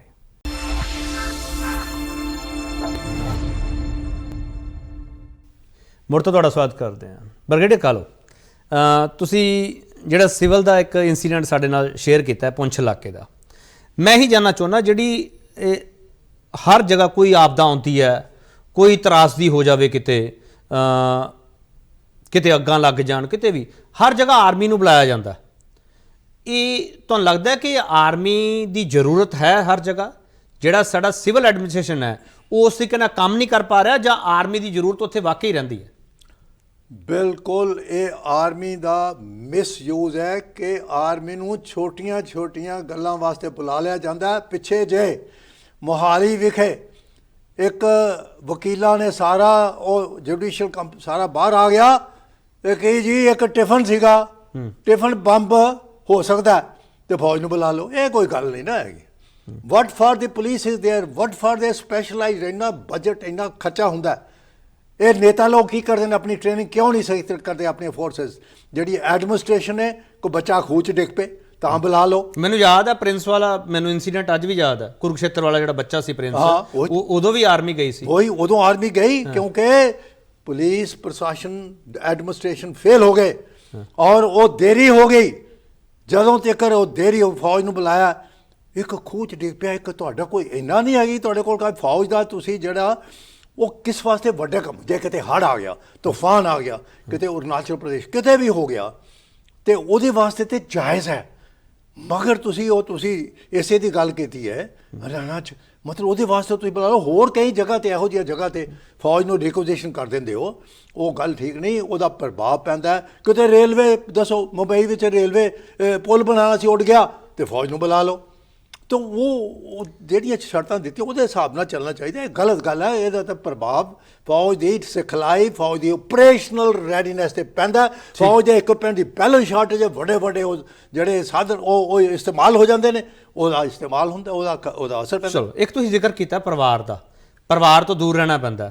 ਪਰ ਜਿਹੜਾ ਪਰਿਵਾਰ ਤੁਹਾਡਾ ਦੂਰ ਰਹਿੰਦਾ, ਮੈਂ ਸਾਰੇ ਜਵਾਨਾਂ ਦੀ ਗੱਲ ਕਰਦਾ, ਸਾਰੇ ਜਿਹੜੇ ਸਰਹੱਦਾਂ ਤੇ ਬੈਠੇ ਆ, ਜਦੋਂ ਸਾਡੇ ਸਾਹਮਣੇ ਇਹੋ ਜਿਹਾ ਮਾਹੌਲ ਸਿਰਜਿਆ ਜਾਂਦਾ ਕਿ ਧਰਮ ਦੇ ਨਾਂ ਤੇ ਜਿਹੜਾ ਸਾਡੇ ਅੱਗੇ ਨਫ਼ਰਤ ਰੱਖੀ ਜਾ ਰਹੀ ਹੈ, ਉਹ ਤੁਹਾਡੇ ਪਰਿਵਾਰਾਂ ਤੇ ਵੀ ਉਹਦਾ ਅਸਰ ਪੈਂਦਾ? ਉਹ ਕਿਸ ਤਰੀਕੇ ਨਾਲ ਵਿਚਰਦੇ ਆ? ਕਿਉਂਕਿ ਮੈਂ ਸਵਾਲ ਇਸ ਕਰਕੇ ਕਰ ਰਿਹਾ ਕਿਉਂਕਿ ਜਿਹੜੀ ਤੁਹਾਡੀ ਆਰਮੀ ਟ੍ਰੇਨਿੰਗ ਹੈ ਉਹਦੇ ਵਿੱਚ ਸਿਖਾਇਆ ਜਾਂਦਾ ਕਿ ਤੁਸੀਂ ਦੇਸ਼ ਸੇਵਾ ਲਈ ਇਕੱਠੇ ਹੋਏ ਹੋ, ਉਹਦੇ ਵਿੱਚ ਕੋਈ ਧਰਮ ਜਾਤ ਕੋਈ ਕੁਛ ਨਹੀਂ ਆ, ਤੁਸੀਂ ਸਾਰੇ ਭਾਈਚਾਰਕ ਸਾਂਝ ਬਣਾ ਕੇ ਰੱਖਣੀ ਹੈ। ਪਰ ਹੁਣ ਤਾਂ ਸਾਡੇ ਵਿੱਚ ਨਫ਼ਰਤ ਦੇ ਬੀਜ ਇਹੋ ਜਿਹੇ ਬੀਜੇ ਜਾ ਰਹੇ ਆ ਕਿ ਭਾਈਚਾਰਕ ਸਾਂਝ ਤੋੜਨ ਦੀ ਕੋਸ਼ਿਸ਼ ਕੀਤੀ ਜਾ ਰਹੀ ਹੈ। ਉਦੋਂ ਤੁਹਾਡੇ ਪਰਿਵਾਰ ਕਿਸ ਤਰੀਕੇ ਨਾਲ ਸਰਵਾਈਵ ਕਰਦੇ ਆ? ਬਿਲਕੁਲ ਤੁਹਾਡਾ ਸਵਾਲ ਜਿਹੜਾ ਬੜਾ ਜਾਇਜ਼ ਹੈ, ਬੜਾ ਦਰੁਸਤ ਹੈਗਾ, ਕਿਉਂਕਿ ਫੌਜ ਦੀ ਜਿਹੜਾ ਫਾਊਂਡੇਸ਼ਨ ਸੀਗੀ ਉਹ ਪਹਿਲੇ ਹਿੰਦੁਸਤਾਨੀ ਫੌਜ ਦੇ ਮੁਖੀ ਜਨਰਲ ਬਾਅਦ 'ਚ ਫੀਲਡ ਮਾਰਸ਼ਲ ਕਰਿਆਪਾ ਨੇ ਰੱਖੀ ਸੀ। ਉਹ ਗੈਰ ਸਿਆਸੀ ਧਰਮ ਨਿਰਪੱਖਤਾ ਦੇ ਆਧਾਰ 'ਤੇ ਰੱਖੀ ਸੀ। ਕੋਈ ਉਹਦੇ ਵਿੱਚ ਇਸ ਜਾਤ ਦਾ, ਇਸ ਇਲਾਕੇ ਦਾ, ਇਸ ਫਿਰਕੇ ਨਾਲ ਸੰਬੰਧਿਤ ਨਹੀਂ। ਸਾਰੇ ਸਾਂਝੀਵਾਲਤਾ ਦੇ ਪ੍ਰਤੀਕ ਇਕਜੁੱਟ ਹੋ ਕੇ, ਜੇ ਕੋਈ ਮੰਦਰ ਜਾਣਾ ਤੇ ਬਾਕੀ ਸਿੱਖ ਵੀ ਜਾਣਗੇ, ਕੋਈ ਸਿੱਖ ਨੇ ਦੂਜੇ ਮਿਕਸ ਪਲਟ ਉਹ ਵੀ ਆਉਣਗੇ, ਮਗਰ ਇਹ ਨਫ਼ਰਤ ਪੈਦਾ ਖਾਸ ਤੌਰ 'ਤੇ ਪਿਛਲੇ ਕੁਝ ਸਾਲਾਂ ਤੋਂ ਹੋ ਰਹੀ ਹੈ, ਜਦੋਂ ਕਿ ਫੌਜ ਦਾ ਸਿਆਸੀਕਰਨ ਹੋ ਰਿਹਾ। ਜਿਹੜੇ ਪਰਿਵਾਰ ਨੇ ਉਹਨਾਂ 'ਤੇ ਅਸਰ ਕਿਸ ਤਰ੍ਹਾਂ ਪੈਂਦਾ, ਉਹ ਪਿਆ, ਮੈਂ ਸਮਝਦਾ ਹਾਂ, ਇੱਕ ਤਾਂ 84 ਤੋਂ ਬਾਅਦ ਪਿਆ। ਦੂਜਾ, ਕਈ ਵਾਰੀ ਜਿੱਦਾਂ ਕਾਰਗਿਲ ਦਾ ਵੀ ਹੋਇਆ, ਉਹਦੇ ਪਿੱਛੇ ਇੱਦਾਂ ਹੁੰਦਾ ਕਿ ਜੇਕਰ ਤੁਸੀਂ ਉਸ ਭਾਵਨਾ ਨਾਲ ਕੰਮ ਕਰਦੇ ਹੋ, ਇਹੋ ਜਿਹੇ ਤੁਹਾਡਾ ਕਈ ਵਾਰੀ ਜਿੱਥੇ ਕਿ ਤੁਹਾਡਾ ਕੋਈ ਇਨਵੋਲਵਮੈਂਟ ਨਹੀਂ ਹੋ ਗਈ, ਤੁਹਾਡੇ ਖਿਲਾਫ ਕੋਈ ਐਕਸ਼ਨ ਇਹੋ ਜਿਹਾ ਲਿਆ ਜਾਂਦਾ ਜਿਹਦੇ ਨਾਲ ਤੁਹਾਡਾ ਕੈਰੀਅਰ ਤਬਾਹ ਹੋ ਜਾਂਦਾ, ਅਤੇ ਬੱਚੇ ਜਿਹੜੇ ਨੇ ਤੁਹਾਡੇ, ਜਿਹੜੇ ਪਰਿਵਾਰ ਹੈ, ਉਹ ਪਿੱਛੇ ਬੈਠੇ ਜ਼ਰੂਰ ਸੋਚਦੇ ਨੇ ਕਿ ਜਿੱਥੇ ਇੰਨੀ ਮਿਹਨਤ ਕੀਤੀ ਉਹਨਾਂ ਦੇ ਲੈਟਸ ਸੇ ਹਸਬੈਂਡ ਨੇ ਜਾਂ ਉਹਨਾਂ ਦੇ ਬਾਪ ਨੇ, ਔਰ ਇਸ ਤਰੀਕੇ ਨਾਲ ਉਹਨਾਂ ਨਾਲ ਵਰਤਾਓ ਹੋ ਰਿਹਾ। ਇਹੋ ਜਿਹੇ ਬੜੇ ਕੇਸਿਸ ਹੈਗੇ ਨੇ ਜਿਹੜੇ ਵੱਡੀਆਂ ਅਹੁਦਿਆਂ 'ਤੇ ਬਿਰਾਜ ਹੋਣ ਮਾਨ ਦੇ ਕਾਬਲ, ਬੜੇ ਮੈਂ ਸਮਝਾਂ ਸੁਲਝੇ ਹੋਏ, ਬੜੇ ਤਜਰਬਾਕਾਰ, ਉਹਨਾਂ ਦਾ ਵੀ ਇੱਕ ਸਿਆਸੀ ਰੰਗਤ ਦੇ ਕੇ, ਇੱਕ ਧਾਰਮਿਕ ਰੰਗਤ ਦੇ ਕੇ ਉਹਨਾਂ ਦਾ ਨੁਕਸਾਨ ਹੋਇਆ। ਪਰ ਮੇਰੇ ਵਰਗੇ ਬਚ ਨਿਕਲੇ 84 'ਚ, ਬਚ ਨਿਕਲੇ, ਮੈਂ ਸੱਚ ਕਹਿਣਾ। ਕਿਉਂਕਿ ਉਸ ਵੇਲੇ ਇੱਕ ਸਿੱਖ ਪਲਟਨ ਨੂੰ ਬਚਾਉਣ ਦਾ ਜਿਹੜਾ, ਕਿਉਂਕਿ ਉਹ ਕਾਹਦੇ ਵਾਸਤੇ ਸੀ, ਉਹਨਾਂ ਦੀ ਹਿੱਤ ਵਿੱਚ ਸੀ। ਮਗਰ ਪਰਿਵਾਰ ਵਾਲਿਆਂ ਦੇ ਤਾਂ ਹੁੰਦਾ 71 ਦੀ ਜੰਗ, ਮੇਰੀ ਸ਼ਾਦੀ ਹੋਈ ਸੀਗੀ, ਅਤੇ ਉਸ ਵੇਲੇ ਉਹ ਤਾਂ ਜੰਗ ਦੇ ਵਿੱਚ ਫਿਰ ਜਦੋਂ ਜਾਂਦੇ ਨੇ, ਅਤੇ ਉਦੋਂ ਪਰਿਵਾਰ ਪਿੱਛੇ ਹੀ ਸੀਗਾ ਨਾ, ਅਤੇ ਉਹ ਤਾਂ ਦੇਖੋ ਪ੍ਰਭਾਵ ਤਾਂ ਪੈਂਦਾ, ਇਹ 'ਚ ਕੋਈ ਸ਼ੱਕ ਨਹੀਂ। ਮਗਰ ਫਿਰ ਵੀ ਉਹਨਾਂ ਨੂੰ ਵੀ ਮੁਸੀਬਤਾਂ ਚੱਲਣੀਆਂ ਪੈਂਦੀਆਂ ਨੇ ਜਦੋਂ ਅਕਮੋਡੇਸ਼ਨ ਇੱਥੇ ਕਿਤੇ ਹੈ ਨਹੀਂ। ਮੈਂ ਸਿਰਫ ਅਫਸਰਾਂ ਦੀ ਗੱਲ ਨਹੀਂ ਕਰਨਾ ਚਾਹੁੰਦਾ, ਮੈਂ ਜਵਾਨਾਂ ਦੀ ਗੱਲ ਕਰਦਾ, ਜਿਹੜੇ ਕਿ ਹੁਣ 10,000 ਸਾਡੀ ਸਟਰੈਂਥ ਸੀਗੀ ਲਦਾਖ ਦੇ ਵਿੱਚ, ਹੁਣ 50,000 ਹੋ ਗਈ ਹੈ। ਉਹਨਾਂ ਜਵਾਨਾਂ ਦਾ, ਉਹਨਾਂ ਪਰਿਵਾਰਾਂ ਨੂੰ ਛੱਡ ਕੇ ਰੁਲਦੇ ਗੁਲਦਿਆਂ ਨੂੰ ਉੱਥੇ ਜਾਣਾ ਪਿਆ। ਉਹਨਾਂ ਦੇ ਨਾਂ 'ਤੇ ਕੋਈ ਮਕਾਨ ਕਿੰਨੇ ਕੁ ਹੈਗੇ ਨੇ, ਇਹ ਜਵਾਬ ਦੇ ਸਰਕਾਰ। ਇਹਦੇ 'ਤੇ ਬਜਟ ਦੀ ਗੱਲ ਕਰਨ ਦੀ ਲੋੜ ਹੈਗੀ ਹੈ। ਉਹਦੇ ਵਿੱਚ ਉਹਨਾਂ ਦੀਆਂ ਜਿਹੜੀਆਂ ਕਿ ਰਿਹਾਇਸ਼ੀ ਅਕਮੋਡੇਸ਼ਨ ਹੈ, ਉਹਦੀ ਬੜੀ ਘਾਟ ਹੈ। ਪਿੰਡਾਂ 'ਚ ਜਾਣ ਕੇ ਵਾਪਸ ਬੱਚਿਆਂ ਦੀ ਪੜ੍ਹਾਈ ਦਾ ਕੀ ਹੋਏਗਾ? ਬਹੁਤ ਤੁਸੀਂ ਅਕਮੋਡੇਸ਼ਨ ਦੀ ਗੱਲ ਕੀਤੀ ਹੈ, ਤੁਸੀਂ ਜਿਹੜੀਆਂ ਸਹੂਲਤਾਂ ਪਰਿਵਾਰ ਨੂੰ ਪਿੱਛੇ ਮਿਲਣੀਆਂ ਚਾਹੀਦੀਆਂ ਉਹਦੀ ਗੱਲ ਕੀਤੀ ਹੈ। ਇੱਕ ਜਿਹੜੀ ਸਹੂਲਤ ਤੁਹਾਨੂੰ ਮਿਲਦੀ ਹੈ ਕੈਂਟੀਨ ਵਾਲੀ, ਜਿਹੜੀ CSD ਵਾਲੀ ਤੁਹਾਨੂੰ ਸਹੂਲਤ ਮਿਲਦੀ ਹੈ, ਉਹਦੇ ਵਿੱਚ ਵੀ ਤੁਸੀਂ ਸਵਾਲ ਚੁੱਕਦੇ ਹੋ ਕਿ ਉੱਥੇ ਸਾਨੂੰ ਕੱਟ ਲਾਇਆ ਜਾ ਰਿਹਾ? CSD ਇਕੱਲੀ ਨਹੀਂ, ECHS ਦੇ ਵਿੱਚ ਵੀ, CSD ਦੇ ਵਿੱਚ ਕੱਟ ਇਸ ਤਰੀਕੇ ਨਾਲ ਹੈ। ਜਦੋਂ ਮੈਂ ਇੰਡੀਪੈਂਡੈਂਟ ਰਾਕਟ ਬੈਟਿਕ ਸਬ ਯੂਨਿਟ ਕਮਾਂਡ ਕਰਦਾ ਸੀ, ਇੱਕ ਇੰਡੀਪੈਂਡੈਂਟ ਰੈਗਮੈਂਟ, ਉਦੋਂ ਵੀ ਕੰਟੀਨ ਆਥੋਰਾਈਜ਼ ਸੀਗੀ ਕੋਲ, ਕਿਉਂਕਿ ਜਿਹੜਾ ਕੰਟੀਨ ਦਾ ਕੋਈ ਪ੍ਰੋਫਿਟ ਜਨਰੇਟ ਹੁੰਦਾ ਉੱਥੇ ਹੀ ਖਰਚ ਹੁੰਦਾ ਜਵਾਨਾਂ ਦੀ ਭਲਾਈ ਵਾਸਤੇ। ਹੁਣ ਛੋਟੀਆਂ ਕੰਟੀਨਾਂ ਬੰਦ ਕਰ ਦਿੱਤੀਆਂ ਨੇ। ਪਹਿਲੀ ਗੱਲ, ਵੱਡੀਆਂ ਕੰਟੀਨਾਂ 'ਚ ਸਮਾਨ ਨਹੀਂ ਹੈ, ਜੇ ਆਉਂਦਾ ਬਹੁਤ ਘੱਟ ਆਉਂਦਾ, ਤੇ ਉਹ ਤਾਂ ਪਹਿਲੇ 3 ਦਿਨ 'ਚ ਖਤਮ ਹੋ ਜਾਂਦਾ ਜੇ ਸਮਾਨ ਆਉਂਦਾ। ਉਹ ਫਿਰ ਉਸ ਕੈਟੇਗਰੀ ਦਾ ਆਇਆ, ਉੱਥੇ ਲਾਈਨ ਲੱਗੀ, ਉਹ 'ਚ ਸਰਵਿਸ ਡਿਪੈਂਡੈਂਟ ਦੂਜੇ ਵੀ ਖਤਮ ਹੋ ਜਾਂਦਾ, ਭੱਜ ਦੌੜ ਪੈਂਦੀ ਹੈ। ਬਹੁਤ ਸਾਰੀਆਂ ਚੀਜ਼ਾਂ ਮੈਂ ਕਹਿੰਦਾ ਕਿ ਬਾਹਰੋਂ ਖਰੀਦਣੀਆਂ ਪੈਂਦੀਆਂ ਮੈਨੂੰ, ਰੈਫਰੀਜਰੇਟਰ ਬਾਹਰੋਂ, ਦੂਜੇ ਚੀਜ਼ਾਂ ਬਾਹਰੋਂ ਖਰੀਦਣੀਆਂ ਪੈਂਦੀਆਂ ਨੇ, ਕਿਉਂਕਿ ਉਹ ਤਾਂ ਹੋ ਗਿਆ ਨਾ ਅਗੇਂਸਟ ਫੇਸ ਡਿਮਾਂਡ। ਪਰ ਸਾਬਣ ਤੇਲ ਦੀ ਘਾਟ ਇੱਕ ਜਵਾਨਾਂ ਨੂੰ ਜ਼ਿਆਦਾ ਹੋ ਰਹੀ ਹੈ। ਕਿਉਂ? ਅਗਰ ਓਪਰੇਸ਼ਨਲ ਏਰੀਏ 'ਚ ਜਿੱਥੇ ਉਹਨਾਂ ਦਾ ਕਿਤੇ ਕੋਈ ਇਹੋ ਜਿਹੀ ਮਾਰਕੀਟ ਨਹੀਂ ਹੈਗੀ, ਉੱਥੇ ਉਹਨਾਂ ਨੂੰ CSD ਦੇ ਉੱਤੇ ਸਮਾਨ, ਤੁਸੀਂ ਯੂਨਿਟਾਂ 'ਤੇ ਬੰਦ ਕਰਤੀਆਂ ਹੁਣ ਕੰਟੀਨਾਂ, ਫਿਰ ਸਮਾਨ ਨਹੀਂ ਹੈਗਾ। ਇੱਥੇ ਤਾਂ ਫਿਰ ਵੀ ਅਸੀਂ ਚੰਡੀ ਮੰਦਰ ਦੀ ਗੱਲ ਨਹੀਂ ਕਰਦੇ, ਫਿਰ ਵੀ ਥੋੜ੍ਹਾ ਬਹੁਤਾ ਠੀਕ ਹੈ, ਇੱਥੇ ਵੀ ਖਾਣੇ ਖਾਲੀ ਹੁੰਦੇ ਨੇ। ਪਰ ਤੁਸੀਂ ਦੇਖ ਲਓ ਵੱਡੀਆਂ ਛਾਉਣੀਆਂ, ਜਲੰਧਰ, ਗੁਰਦਾਸਪੁਰ, ਅੰਮ੍ਰਿਤਸਰ ਲੈ ਲਓ। ਅੰਮ੍ਰਿਤਸਰ ਤੋਂ ਮੇਰੇ ਹਾਲੇ ਕੁਝ ਦਿਨ ਪਹਿਲਾਂ ਮੇਰੇ ਇੱਕ ਸਾਥੀ ਕਰਨਲ ਅਮਨਦੀਪ ਸਿੰਗਲਾ, ਮੇਰੀ ਯੂਨਿਟ ਕਮਾਂਡ ਕੀਤੀ, ਬਾਅਦ 'ਚ ਉਹਨਾਂ ਨਾਲ ਮੈਂ ਗੱਲ ਕਰ ਰਿਹਾ ਸੀ, ਕਿਉਂਕਿ ਸਾਰੀਆਂ ਸਮੱਸਿਆ ਮੇਰੇ ਕੋਲ ਆਉਂਦੀਆਂ ਨੇ, ਮੈਂ ਗਰਾਊਂਡ ਲੈਵਲ ਜੁੜਿਆ ਵਾ। ਉਹਨਾਂ ਵੀ ਯੂਨਿਟ ਮੇਰੀ 51 ਵਾਲੀ ਯੂਨਿਟ ਕਮਾਂਡ ਕੀਤੀ ਹੈ, ਅਤੇ ਬਹੁਤ ਸਾਰੀਆਂ ਮੇਰੀ ਉਹਨਾਂ ਤੁਸੀਂ ਤਾਂ OROP ਵਾਲਾ ਮੁੱਦਾ ਵੀ ਬੜਾ ਚੱਕਦੇ ਰਹੇ। ORP ਦਾ ਮੁੱਦਾ ਕਿਉਂਕਿ ਜਾਇਜ਼ ਸੀਗਾ ਕਿ ਇਹ ਤੇ ਜਦੋਂ ਜਨਰਲ ਸਪੈਰੋ ਸ਼ੇਰਗਿੱਲ ਬਣੇ ਨਾ MP ਤੇ ਉਹਨਾਂ ਨੇ ਪਾਰਲੀਮੈਂਟ ਦੇ ਵਿੱਚ ਮੁੱਦਾ ਉਠਾਇਆ। ਇੱਕ ਵੱਡੀ ਗੱਲ ਕਿ ਮੋਟੀ ਗੱਲ ਸਿਆਸਤਦਾਨ ਸਮਝਦੇ ਨੇ। ਇੰਦਰਾ ਗਾਂਧੀ ਉਸ ਵੇਲੇ ਪ੍ਰਾਈਮ ਮਿਨਿਸਟਰ ਸੀ, ਉਹਨੇ ਗੱਲ ਕੀਤੀ, ਉਹਨੇ ਕਹਿਣ ਲੱਗਾ ਮੈਂ ਮੇਜਰ ਜਨਰਲ ਰਿਟਾਇਰ ਹੋਇਆ, ਮੇਰੇ 2 ਬੇਟੇ ਨੇ, ਜੇ ਮੇਰੇ ਰੈਂਕ ਤੱਕ ਪਹੁੰਚਦੇ ਨੇ ਲੈਫਟੀਨੈਂਟ ਜਨਰਲ ਬਣ ਗਏ ਤੇ ਅਸੀਂ ਇੱਕ ਹੀ ਛੱਤ ਥੱਲੇ ਰਹਿੰਦੇ ਹਾਂ ਤੇ ਬਾਪ ਦੀ ਪੈਨਸ਼ਨ ਘੱਟ ਤੇ ਉਹਨਾਂ ਦੀ ਪੈਨਸ਼ਨ ਜ਼ਿਆਦਾ, ਵੇਅਰ ਇਜ਼ ਜਸਟੀਫਾਈਡ। ਫਿਰ ਉਹਨਾਂ ਨੇ ਇੱਕ ਕਮੇਟੀ ਉਹ KPS ਦਿਓ ਤੁਹਾਡਾ ਉਹਦੇ ਥੱਲੇ ਆਰਡਰ ਕੀਤੀ, ਇੱਕ ਸਪੈਸ਼ਲ ਹਾਈ ਪਾਵਰਡ ਕਮੇਟੀ। ਉਹਨਾਂ ਨੇ ਉਦੋਂ ਬਹੁਤ ਸਾਰੇ ਕਿ ਕਿਸ ਤਰੀਕੇ ਨਾਲ ਫੌਜੀਆਂ ਦੀ ਭਲਾਈ ਹੋ ਸਕਦੀ ਹੈ, ਬਹੁਤ ਸਾਰੇ ਸੁਝਾਅ ਤੇ ਉਦੋਂ ਤੋਂ ਸ਼ੁਰੂ ਹੋਇਆ। ਉਹ ਆਰੋਪੀ ਜਦੋਂ ਇਹਨਾਂ ਨੇ ਕੀਤਾ ਨਹੀਂ, ਜਦੋਂ ਕਿ ਇਹ ਤੈਅ ਹੋ ਚੁੱਕਿਆ ਸੀ 1914 ਸਭ ਤੋਂ ਪਹਿਲਾਂ 2014 ਸਭ ਤੋਂ ਪਹਿਲਾਂ ਅਸੀਂ ਜ਼ੋਰ ਲਾਇਆ ਔਰ ਮੈਂ ਖੁੱਲ੍ਹੇਆਮ ਕਹਿਣਾ ਅਸੀਂ ਕਿਸੇ ਸਿਆਸੀ ਪਾਰਟੀ ਨਾਲ ਜੁੜੇ ਨਹੀਂ ਹੈਗੇ। ਸਾਡੀ ਆਲ ਇੰਡੀਆ ਡਿਫੈਂਸ ਬ੍ਰਦਰਹੁੱਡ, ਅਸੀਂ ਸਾਡੀ ਨੈਸ਼ਨਲ ਲੈਵਲ ਹੈ, ਸਾਡੇ ਕੌਮੀ ਪ੍ਰਧਾਨ ਸਵਾਲ ਕਰ ਲਾ ਮੈਂ ਇੱਥੇ ਪਹਿਲਾਂ ਦੱਸ ਦਿਆਂ ਮੈਂ ਕਿ ਉਹਦੇ ਬਾਰੇ ORP ਬਾਰੇ ਬਾਰ-ਬਾਰ ਜੇ ਸਾਡਾ ਮੁੱਦਾ ਪਾਰਲੀਮੈਂਟ ਵਿੱਚ ਆਇਆ, ਉਹ ਪ੍ਰਤਾਪ ਸਿੰਘ ਬਾਜਵਾ ਨੇ ਉਠਾਇਆ, 7 ਵਾਰੀ ਉਹਨਾਂ ਉਠਾਇਆ। ਸਾਡੀ ਮੀਟਿੰਗ ਕਰਵਾਈ ਰਾਹੁਲ ਗਾਂਧੀ ਨਾਲ, ਸੋਨੀਆ ਗਾਂਧੀ ਨਾਲ ਸਾਡੀ ਮੀਟਿੰਗ ਕਰਵਾਈ, ਰੱਖਿਆ ਮੰਤਰੀ ਨਾਲ ਕਰਵਾਉਂਦੇ ਰਹੇ। ਮੈਂ ਇਹੀ ਸਵਾਲ ਉਸ ਤੋਂ ਬਾਅਦ ਅਸੀਂ ਫਿਰ ਇੱਥੋਂ 7 ਬੱਸਾਂ 40 ਮੈਂ ਇਹੀ ਸਵਾਲ ਕਰ ਰਿਹਾ। ਤੁਸੀਂ ਆਲ ਇੰਡੀਆ ਡਿਫੈਂਸ ਬ੍ਰਦਰਹੁੱਡ ਦੀ ਗੱਲ ਕੀਤੀ ਹੈ, ਤੁਹਾਡੇ ਬਾਰੇ ਇਹ ਵੀ ਚਰਚਾ ਹੁੰਦੀ ਹੈ ਕਿ ਤੁਸੀਂ ਸ਼੍ਰੋਮਣੀ ਅਕਾਲੀ ਦਲ ਨੂੰ ਜੁਆਇਨ ਕਰ ਲਿਆ ਸੀਗਾ, ਉਸ ਤੋਂ ਬਾਅਦ ਤੁਸੀਂ ਬਾਜਵਾ ਸਾਹਿਬ ਦੇ ਨੇੜੇ ਆ ਕੇ ਇਹ ਜਿਹੜਾ ਤੁਸੀਂ ਫੌਜ ਦਾ ਸਿਆਸੀਕਰਨ ਦੀ ਗੱਲ ਕਰਦੇ ਹੋ ਤੇ ਜਿਹੜੇ ਫੌਜ ਚੋਂ ਵਾਪਸ ਆਉਂਦੇ ਆ, ਜਿਹੜੀ ਫੌਜ 'ਚ ਸੇਵਾ ਕਰ ਨਿਭਾ ਕੇ ਵਾਪਸ ਆਉਂਦੇ ਆ, ਉਹ ਫਿਰ ਸਿਆਸਤ ਵੱਲ ਕਿਉਂ ਚਲੇ ਜਾਂਦੇ ਆ? ਤੁਸੀਂ ਵੀ ਗਏ ਹੋ ਨਾ। ਉਹ ਇਸ ਕਰਕੇ ਚਲੋ ਮੈਂ ਆਪਣੀ ਜੇ ਗੱਲ ਕਰਦੇ ਇਸ ਕਰਕੇ ਰਿਹਾ, ਜਦੋਂ ਮੈਂ ਡਾਇਰੈਕਟਰ ਸੈਨਿਕ ਵੈਲਫੇਅਰ ਸੀਗਾ ਉਦੋਂ ਕਾਰਗਿਲ ਦੀ ਲੜਾਈ ਹੋਈ ਸੀ ਤੇ ਮੈਨੂੰ ਬਾਦਲ ਸਾਹਿਬ ਨੇ ਕਿਹਾ ਕਿ ਸਿੱਧੀ ਗੱਲ ਕਰ ਲੈਂਦੇ ਸੀ, ਕਈ ਵਾਰੀ ਸਿੱਧੀ ਗੱਲ ਮੈਨੂੰ ਆਇਆ ਚੀਫ ਸੈਕਟਰੀ ਦੇ ਥਰੂ ਗੱਲਬਾਤ ਹੁੰਦੀ ਕਿ ਉਹਨਾਂ ਨੇ ਜਦੋਂ ਦੇਖਿਆ ਵਾਜਪਾਈ ਦੀ ਤਰ੍ਹਾਂ ਕਿ ਕੋਈ ਪਾਲਿਸੀ ਨਹੀਂ, ਨੈਸ਼ਨਲ ਪਾਲਿਸੀ ਸੈਨਿਕ ਭਲਾਈ ਵਾਸਤੇ, ਤੇ ਉਹਨਾਂ ਨੇ ਕਿਹਾ ਇੱਕ ਸਾਡੀ ਨੀਤੀ ਇੱਕ ਪਾਲਿਸੀ ਬਣਾਈ ਜਾਏ। 48 ਘੰਟਿਆਂ ਦੇ ਵਿੱਚ ਮੈਂ ਡਰਾਫਟ ਪੁੱਟ ਅਪ ਕੀਤਾ, ਉਹਦੇ 'ਚ ਟਰੰਕੇਟਡ ਕੈਬਨਿਟ ਮੀਟਿੰਗ ਹੋਈ ਜਿਹਦੇ 'ਚ 3-4 ਸਿਰਫ ਇੱਕ ਮਿਨਿਸਟਰ ਜਨਮੇਜਾ ਸਿੰਘ ਸੇਖੋਂ ਸੀ, ਮੈਂ ਜਾਂ ਨਾਂ ਲਵਾਂ, ਤੇ ਚੀਫ ਸੈਕਟਰੀ ਤੇ ਨਾਲ ਸੈਕਟਰੀ ਸੀ। ਉੱਥੇ ਬਿਊਰੋਕਰੇਸੀ ਨੇ ਚੀਫ ਸੈਕਟਰੀ ਤੇ ਨਹੀਂ, ਇੱਕ ਸਾਡੇ ਸੈਕਟਰੀ ਨੇ ਅਪੋਜ਼ ਕੀਤੀ ਹੈ। ਕਿਉਂ? ਕਾਰਗਿਲ ਦੇ ਟਾਈਮ ਉਸ ਪਾਲਿਸੀ ਦੇ ਵਿੱਚ ਦਰਜ ਕੀਤਾ ਸੀ, ਮੇਰੇ ਹੱਥਾਂ ਦਾ ਲਿਖਿਆ ਕਿ ਇਹ ਜਿਹੜੇ ਬੈਨੀਫਿਟ ਨੇ appointment of gratitude and honour, ਬਾਕੀ ਪੈਕੇਜ, ਇਹ ਜਦੋਂ ਬਾਅਦ 'ਚ ਵੀ ਬੈਟਲ ਕੈਜੁਅਲਟੀ ਹੁੰਦੀ ਹੈ ਜਿੱਦਾਂ ਅੱਜ ਹੋ ਰਿਹਾ ਜਾਂ ਜਿੱਦਾਂ ਗਲਵਾਨ ਘਾਟੀ 'ਚ ਹੋਇਆ। ਮੈਂ ਨਾਇਬ ਸੂਬੇਦਾਰ ਐਕਆਈਜੀ ਮਨਦੀਪ ਸਿੰਘ ਜਿਹਦੀ ਕਿ ਉਹਦੀ ਘਰ ਵਾਲੀ ਨੇ ਮੈਂ ਅੱਜ ਵੀ ਗੱਲ ਕਰਕੇ ਆਇਆ ਪਟਿਆਲੇ ਵਿੱਚ, ਉਹਨਾਂ ਨੂੰ ਜੌਬ ਮਿਲੀ ਹੈ, ਉਹ ਤਾਂ ਮਿਲੀ ਹੈ ਕਿ ਉਸ ਪਾਲਿਸੀ ਦੇ ਆਧਾਰ 'ਤੇ ਜੋ ਪਾਲਿਸੀ ਅਪਰੂਵ ਹੋ ਗਈ। ਇਹ ਅਪੋਜ਼ ਕਰਦੇ ਸੀ, ਬਾਲ ਸਾਹਿਬ ਨੇ ਕਿਹਾ ਨਹੀਂ, ਜੋ ਡਾਇਰੈਕਟਰ ਸਾਹਿਬ ਕਹਿੰਦੇ ਲਿਖ ਦਿਓ ਕਿ ਜੋ ਉਹ ਫਿਊਚਰਿਸਟਿਕ ਲਾਗੂ ਹੈ। ਅੱਜ ਭਾਵੇਂ ਮੁੱਖ ਮੰਤਰੀ ਕੋਈ ਕਹੀ ਜਾਏ ਕਿ ਕਿਉਂ ਇਹ ਅਸੀਂ ਕਰੋੜ ਦਿੱਤਾ, ਉਹ ਪਾਲਿਸੀ ਕਰਕੇ ਦਿੱਤਾ, ਕੋਈ ਆਸਾਨ ਨਹੀਂ ਕੀਤਾ। ਮੈਂ ਇਸ ਕਰਕੇ ਜਦੋਂ ਮੈਂ ਦੇਖਿਆ ਕੈਪਟਨ ਕਮਲਜੀਤ ਨੇ ਮੈਨੂੰ ਕਿਹਾ ਜਦੋਂ ਮੈਂ ਰਿਟਾਇਰ ਹੋ ਗਿਆ ਹੁਣ ਕੀ ਕਰਦੇ ਹੋ, ਮੈਂ ਜੀ ਗੌਲ ਸ਼ੌਲ ਸ਼ੁਰੂ ਕਰਤੀ ਹੈ, ਮੈਂ ਆਪਣਾ ਲਿਖਣਾ ਹਿੰਦੀ ਪੰਜਾਬੀ ਸ਼ੁਰੂ, ਕਹਿੰਦੇ ਨੇ ਪਾਰਟੀ ਜੁਆਇਨ ਕਰ ਲਓ।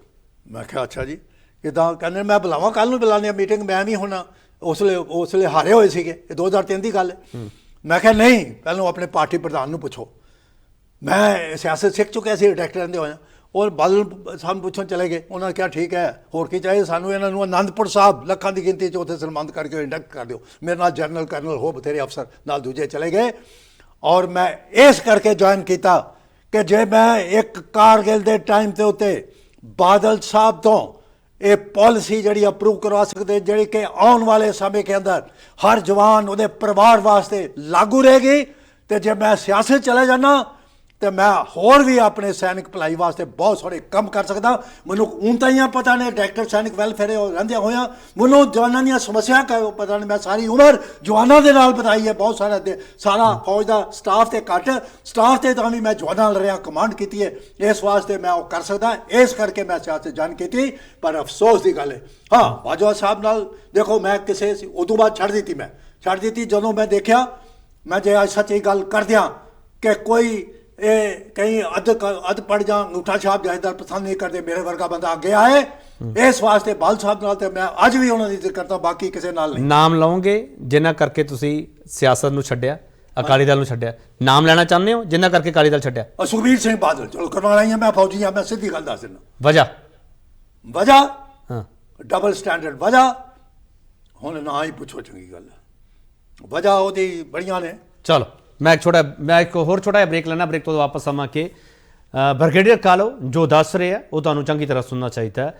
ਤੇ ਜਦੋਂ ਸਰਹੱਦਾਂ ਦੇ ਮਾਮਲੇ ਦੇ ਉੱਤੇ ਸਿਆਸਤ ਭਾਰੂ ਪੈਂਦੀ ਹੈ ਉਦੋਂ ਰੱਖਿਆ ਬਜਟ ਦੀ ਕਿੰਨੀ ਗੱਲ ਹੁੰਦੀ ਹੈ, ਉਦੋਂ ਸਾਡੇ ਸਰਹੱਦਾਂ ਦੀ ਰਾਖੀ ਬਾਰੇ ਸਾਡੀਆਂ ਸਰਕਾਰਾਂ ਕਿੰਨੀਆਂ ਸੁਹਿਰਦ ਹੈਗੀਆਂ ਉਹ ਇੱਕ ਫੌਜੀ ਹੀ ਦੱਸ ਸਕਦਾ, ਉਹ ਇੱਕ ਜਵਾਨ ਹੀ ਦੱਸ ਸਕਦਾ ਜਿਹਨੇ ਸਰਹੱਦਾਂ ਤੇ ਸੇਵਾ ਕੀਤੀ ਹੋਵੇ। ਸਟੂਡੀਓ ਵਿੱਚ ਬੈਠ ਕੇ ਸਾਡੇ ਵਰਗੇ ਬਹੁਤੇ ਮੇਰੇ ਸਾਥੀ ਇਹ ਕਹਿੰਦੇ ਆ ਜੰਗ ਲੱਗ ਜਾਣੀ ਚਾਹੀਦੀ ਹੈ, ਜੰਗ ਲੱਗ ਜਾਊਗੀ, ਬੰਬ ਚੱਲ ਰਹੇ ਆ, ਇਹੋ ਜਿਹੀ ਭਾਸ਼ਾ ਦਾ ਇਸਤੇਮਾਲ ਕਰਦੇ ਆ ਜਿਨ੍ਹਾਂ ਨੂੰ ਸਰਹੱਦਾਂ ਦੀ ਗਰਾਊਂਡ ਦਾ, ਸਰਹੱਦਾਂ ਦੀ ਜ਼ਮੀਨ ਦਾ ਨਹੀਂ ਪਤਾ, ਜਿਨ੍ਹਾਂ ਨੂੰ ਇਹ ਨਹੀਂ ਪਤਾ ਸਰਹੱਦਾਂ ਦੇ ਨੇੜੇ ਰਹਿੰਦੇ ਜਿਹੜੇ ਪਰਿਵਾਰ ਆ ਉਹ ਕਿਵੇਂ ਰਹਿੰਦੇ ਆ। ਉਹ ਸਟੂਡੀਓ ਵਿੱਚ ਬੈਠ ਕੇ ਜਦੋਂ ਇਹ ਗੱਲਾਂ ਕਹਿੰਦੇ ਆ ਜੰਗ ਕਿਸੇ ਸਮੱਸਿਆ ਦਾ ਹੱਲ ਨਹੀਂ, ਵਾਪਸ ਆ ਰਿਹਾ ਬ੍ਰਿਗੇਡੀਅਰ ਕਾਲੋ ਖੁਦ ਦੱਸਣਗੇ।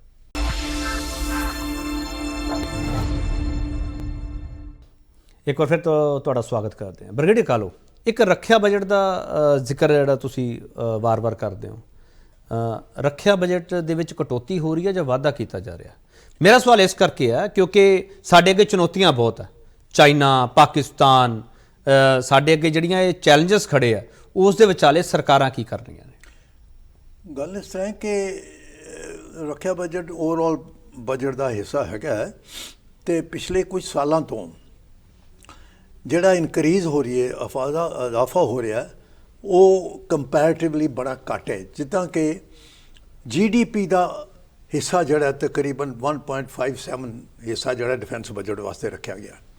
ਜਦੋਂ ਕਿ ਮੈਂ ਇੱਥੇ ਗੱਲ ਕਰਦਿਆਂ ਪਾਰਲੀਮੈਂਟ ਕਮੇਟੀ ਆਨ ਡਿਫੈਂਸ ਨੇ ਕਿਹਾ ਹੈ, ਪਾਰਲੀਮੈਂਟ ਕਮੇਟੀ ਡਿਫੈਂਸ ਜਿਹਨੇ ਕਿ ਸਾਰਾ ਜਾਇਜ਼ਾ ਲੈਣ ਕੋ ਕਿ 2.5 ਤੋਂ 3% GDP ਦਾ ਹਿੱਸਾ ਹੋਣਾ ਚਾਹੀਦਾ। ਜੇ 6% ਵਾਧਾ ਹੋਇਆ ਹੈ, ਇਹਨਾਂ ਨੂੰ ਚੁੱਭਦਾ ਸਿਰਫ ਤੇ ਸਿਰਫ ਦੇਖੋ ਪੈਨਸ਼ਨ ਬਜਟ ਹੈ ਜਿਹਨੂੰ ਕਿ ਪੈਨਸ਼ਨ ਬਜਟ ਜਿਹੜਾ ਕਿ ਉਹ ਰੈਵਨਿਊ ਬਜਟ ਚਾਹੁੰਦਾ, ਜਿਹੜਾ ਕੈਪੀਟਲ ਬਜਟ ਹੈ ਉਹ ਘੱਟ ਹੈ, ਕੋਈ ਸ਼ੱਕ ਨਹੀਂ, ਔਰ ਸਾਡੀਆਂ ਜ਼ਰੂਰਤਾਂ ਵਧੀਆਂ ਜਾ ਰਹੀਆਂ ਨੇ। ਰਾਸ਼ਟਰਪਤੀ ਨੇ ਆਪਣਾ ਐਡਰੈਸ ਬਜਟ ਸੈਸ਼ਨ ਤੋਂ ਪਹਿਲਾਂ ਐਡਰੈਸ ਕੀਤਾ ਤੇ ਉਹ 'ਚ ਸਰਜੀਕਲ ਸਟ੍ਰਾਈਕ ਦੀ ਗੱਲ ਕੀਤੀ ਔਰ ਥੋੜ੍ਹੀ ਬਹੁਤੀ ਗੱਲ ਕੀਤੀ। ਸਰਜੀਕਲ ਸਟ੍ਰਾਈਕ 2019 ਦੀ ਪੁਰਾਣੀ ਗੱਲ ਹੋ ਗਈ ਹੈ, ਉਹ ਠੀਕ ਹੈ, ਉਹਦਾ ਫਾਇਦਾ ਸਿਆਸੀ ਤੌਰ 'ਤੇ ਵੀ ਲਿਆ ਲੈਣਗੇ ਵੀ, ਪਰ ਮੈਂ ਕਹਿੰਦਾ ਕਿ ਹੁਣ ਜਿਹੜੀਆਂ ਚੈਲੰਜਸ ਨੇ ਉਹ ਵਿਸ਼ਵ ਵਿਆਪੀ ਚੈਲੰਜਸ ਨੇ। ਸਾਨੂੰ ਜਿਸ ਤਰ੍ਹਾਂ ਸਾਡੇ ਜਵਾਨ ਤਾਇਨਾਤ ਨੇ ਸਰਹੱਦਾਂ 'ਤੇ, ਉਹਨਾਂ ਦੀ ਵੀ what matters is the person behind the gun, ਉਹਨਾਂ ਦੇ ਵੱਲ ਵੀ ਧਿਆਨ ਦੇਣ ਦੀ ਲੋੜ ਹੋਏਗੀ। ਉਹਨਾਂ ਦੀ ਪ੍ਰੋਬਲਮ ਹੁਣ ਇਸ ਵੇਲੇ ਚਾਈਨਾ ਦੀ ਬੜੀ, ਇਹ ਸਾਡੇ ਮੁਲਕ ਨੂੰ ਘੇਰਾਬੰਦੀ ਕਰਨ ਦੀ ਲੋੜ ਹੈ। ਉਹ ਭੂਟਾਨ ਤੇ ਕਰ, ਉਹ ਦੇਖੋ ਮਿਆਂਮਾਰ, ਉਹ ਦੇਖੋ ਨੇਪਾਲ, ਉਹ ਬੰਗਲਾਦੇਸ਼, ਸ਼੍ਰੀਲੰਕਾ, ਇਸ ਪਾਸਿਓਂ ਹੋ ਕੇ ਦੂਜੇ ਪਾਸੇ ਇਹ 'ਚ ਕੋਈ ਸ਼ੱਕ ਨਹੀਂ ਪਾਕਿਸਤਾਨ ਦੇ ਅੰਦਰ ਬਹੁਤ ਬੁਰੀ ਹਾਲਤ ਹੈ। LAC ਹੋ ਜਾਂ LOC ਹੋਏ, ਬਹੁਤ ਬੁਰੀ ਹਾਲਤ ਹੈ ਅੰਦਰ। ਉਹਦਾ ਪ੍ਰਭਾਵ ਤੇ ਉਹਨਾਂ ਦੇ ਵਿੱਚ ਜਿਹੜਾ ਤਰੀਕੇ ਤਾਲਿਬਾਨ ਪਾਕਿਸਤਾਨ ਜਿਹੜਾ ਵਿੱਚ ਆਵੜਿਆ ਤੇ ਉਹ ਤੇ ਸਰਜੀਕਲ ਸਟ੍ਰਾਈਕ ਤੋਂ ਬਾਅਦ ਵੀ ਇਹੋ ਜਿਹੀ ਸਥਿਤੀ ਬਾਹਰ ਵਾਲੇ ਅਮਰੀਕਾ ਵਾਲੇ ਕਹਿੰਦੇ ਨੇ ਕਿ ਇਹੋ ਜਿਹੀ ਸਥਿਤੀ ਹੋ ਗਈ ਸੀ, ਪਰਮਾਣੂ ਸ਼ਕਤੀ ਦਾ ਇਸਤੇਮਾਲ ਕਰਨ ਬਾਰੇ ਉੱਥੇ ਤੱਕ ਪਹੁੰਚ ਗਈ ਸੀ ਪਾਕਿਸਤਾਨ ਕੱਲ। ਤੇ ਸਾਨੂੰ ਹੁਣ ਜੋ ਰਸ਼ੀਆ ਯੂਕਰੇਨ 'ਚ ਹੋ ਗਿਆ, ਉਹ ਸਾਡਾ ਪ੍ਰਭਾਵ, ਉਹਦਾ ਪ੍ਰਭਾਵ ਸਾਡੀ ਐਕੁਜੀਸ਼ਨ ਪਾ ਰਿਹਾ। ਇਸੇ ਕਰਕੇ ਸਵਦੇਸ਼ੀ ਦੀ ਗੱਲਬਾਤ ਹੋ ਰਹੀ ਹੈ ਤੇ ਮੈਂ ਸਮਝਦਾ ਕਿ ਬਜਟ ਦੀ ਘਾਟ ਦੇ ਪੂਰਾ ਕਰਨ ਦੀ ਜ਼ਰੂਰਤ ਹੈਗੀ। ਇੱਕ ਮੇਰਾ ਹੋਰ ਸਵਾਲ ਹੈ, ਇਹ ਮੈਨੂੰ ਕਰੈਕਟ ਕਰ ਦਿਓ ਜੇ ਮੇਰਾ ਸਵਾਲ ਗਲਤ ਹੋਇਆ ਤਾਂ। ਜਿਹੜੇ ਸਾਡੇ ਇਕਵਿਪਮੈਂਟ ਹੈ ਆਰਮੀ ਦੇ, ਉਹਨਾਂ ਦੇ ਬਾਰੇ ਅਸੀਂ ਵਿਦੇਸ਼ਾਂ ਤੋਂ ਜਿਹੜੀ ਮਦਦ ਲੈ ਰਹੇ ਹਾਂ, ਉਹ ਲੈ ਰਹੇ ਕਿ ਨਹੀਂ ਲੈ ਰਹੇ, ਕਿਸ ਤਰੀਕੇ ਲੈ ਰਹੇ ਆ? ਜੇ ਉਹਨਾਂ ਦੀ ਕੋਈ ਰਿਪੇਅਰ ਹੁੰਦੀ ਉਹ ਵੀ ਅਸੀਂ ਵਿਦੇਸ਼ਾਂ ਤੋਂ ਕਰਵਾ ਰਹੇ ਹਾਂ। ਜੇ ਉਹ ਕਰਵਾ ਰਹੇ ਆ ਤਾਂ ਇਹਦਾ ਮਤਲਬ ਸਾਡੀ ਸਿਕਿਉਰਿਟੀ ਦੇ ਮਾਮਲੇ ਵਿੱਚ ਸਾਨੂੰ ਹੋਰ ਵਿਚਾਰ ਕਰਨ ਦੀ ਜ਼ਰੂਰਤ ਹੈ। ਤੁਸੀਂ ਬਤੌਰ ਡਿਫੈਂਸ ਐਨਲਿਸਟ ਕੀ ਸੋਚਦੇ ਹੋ?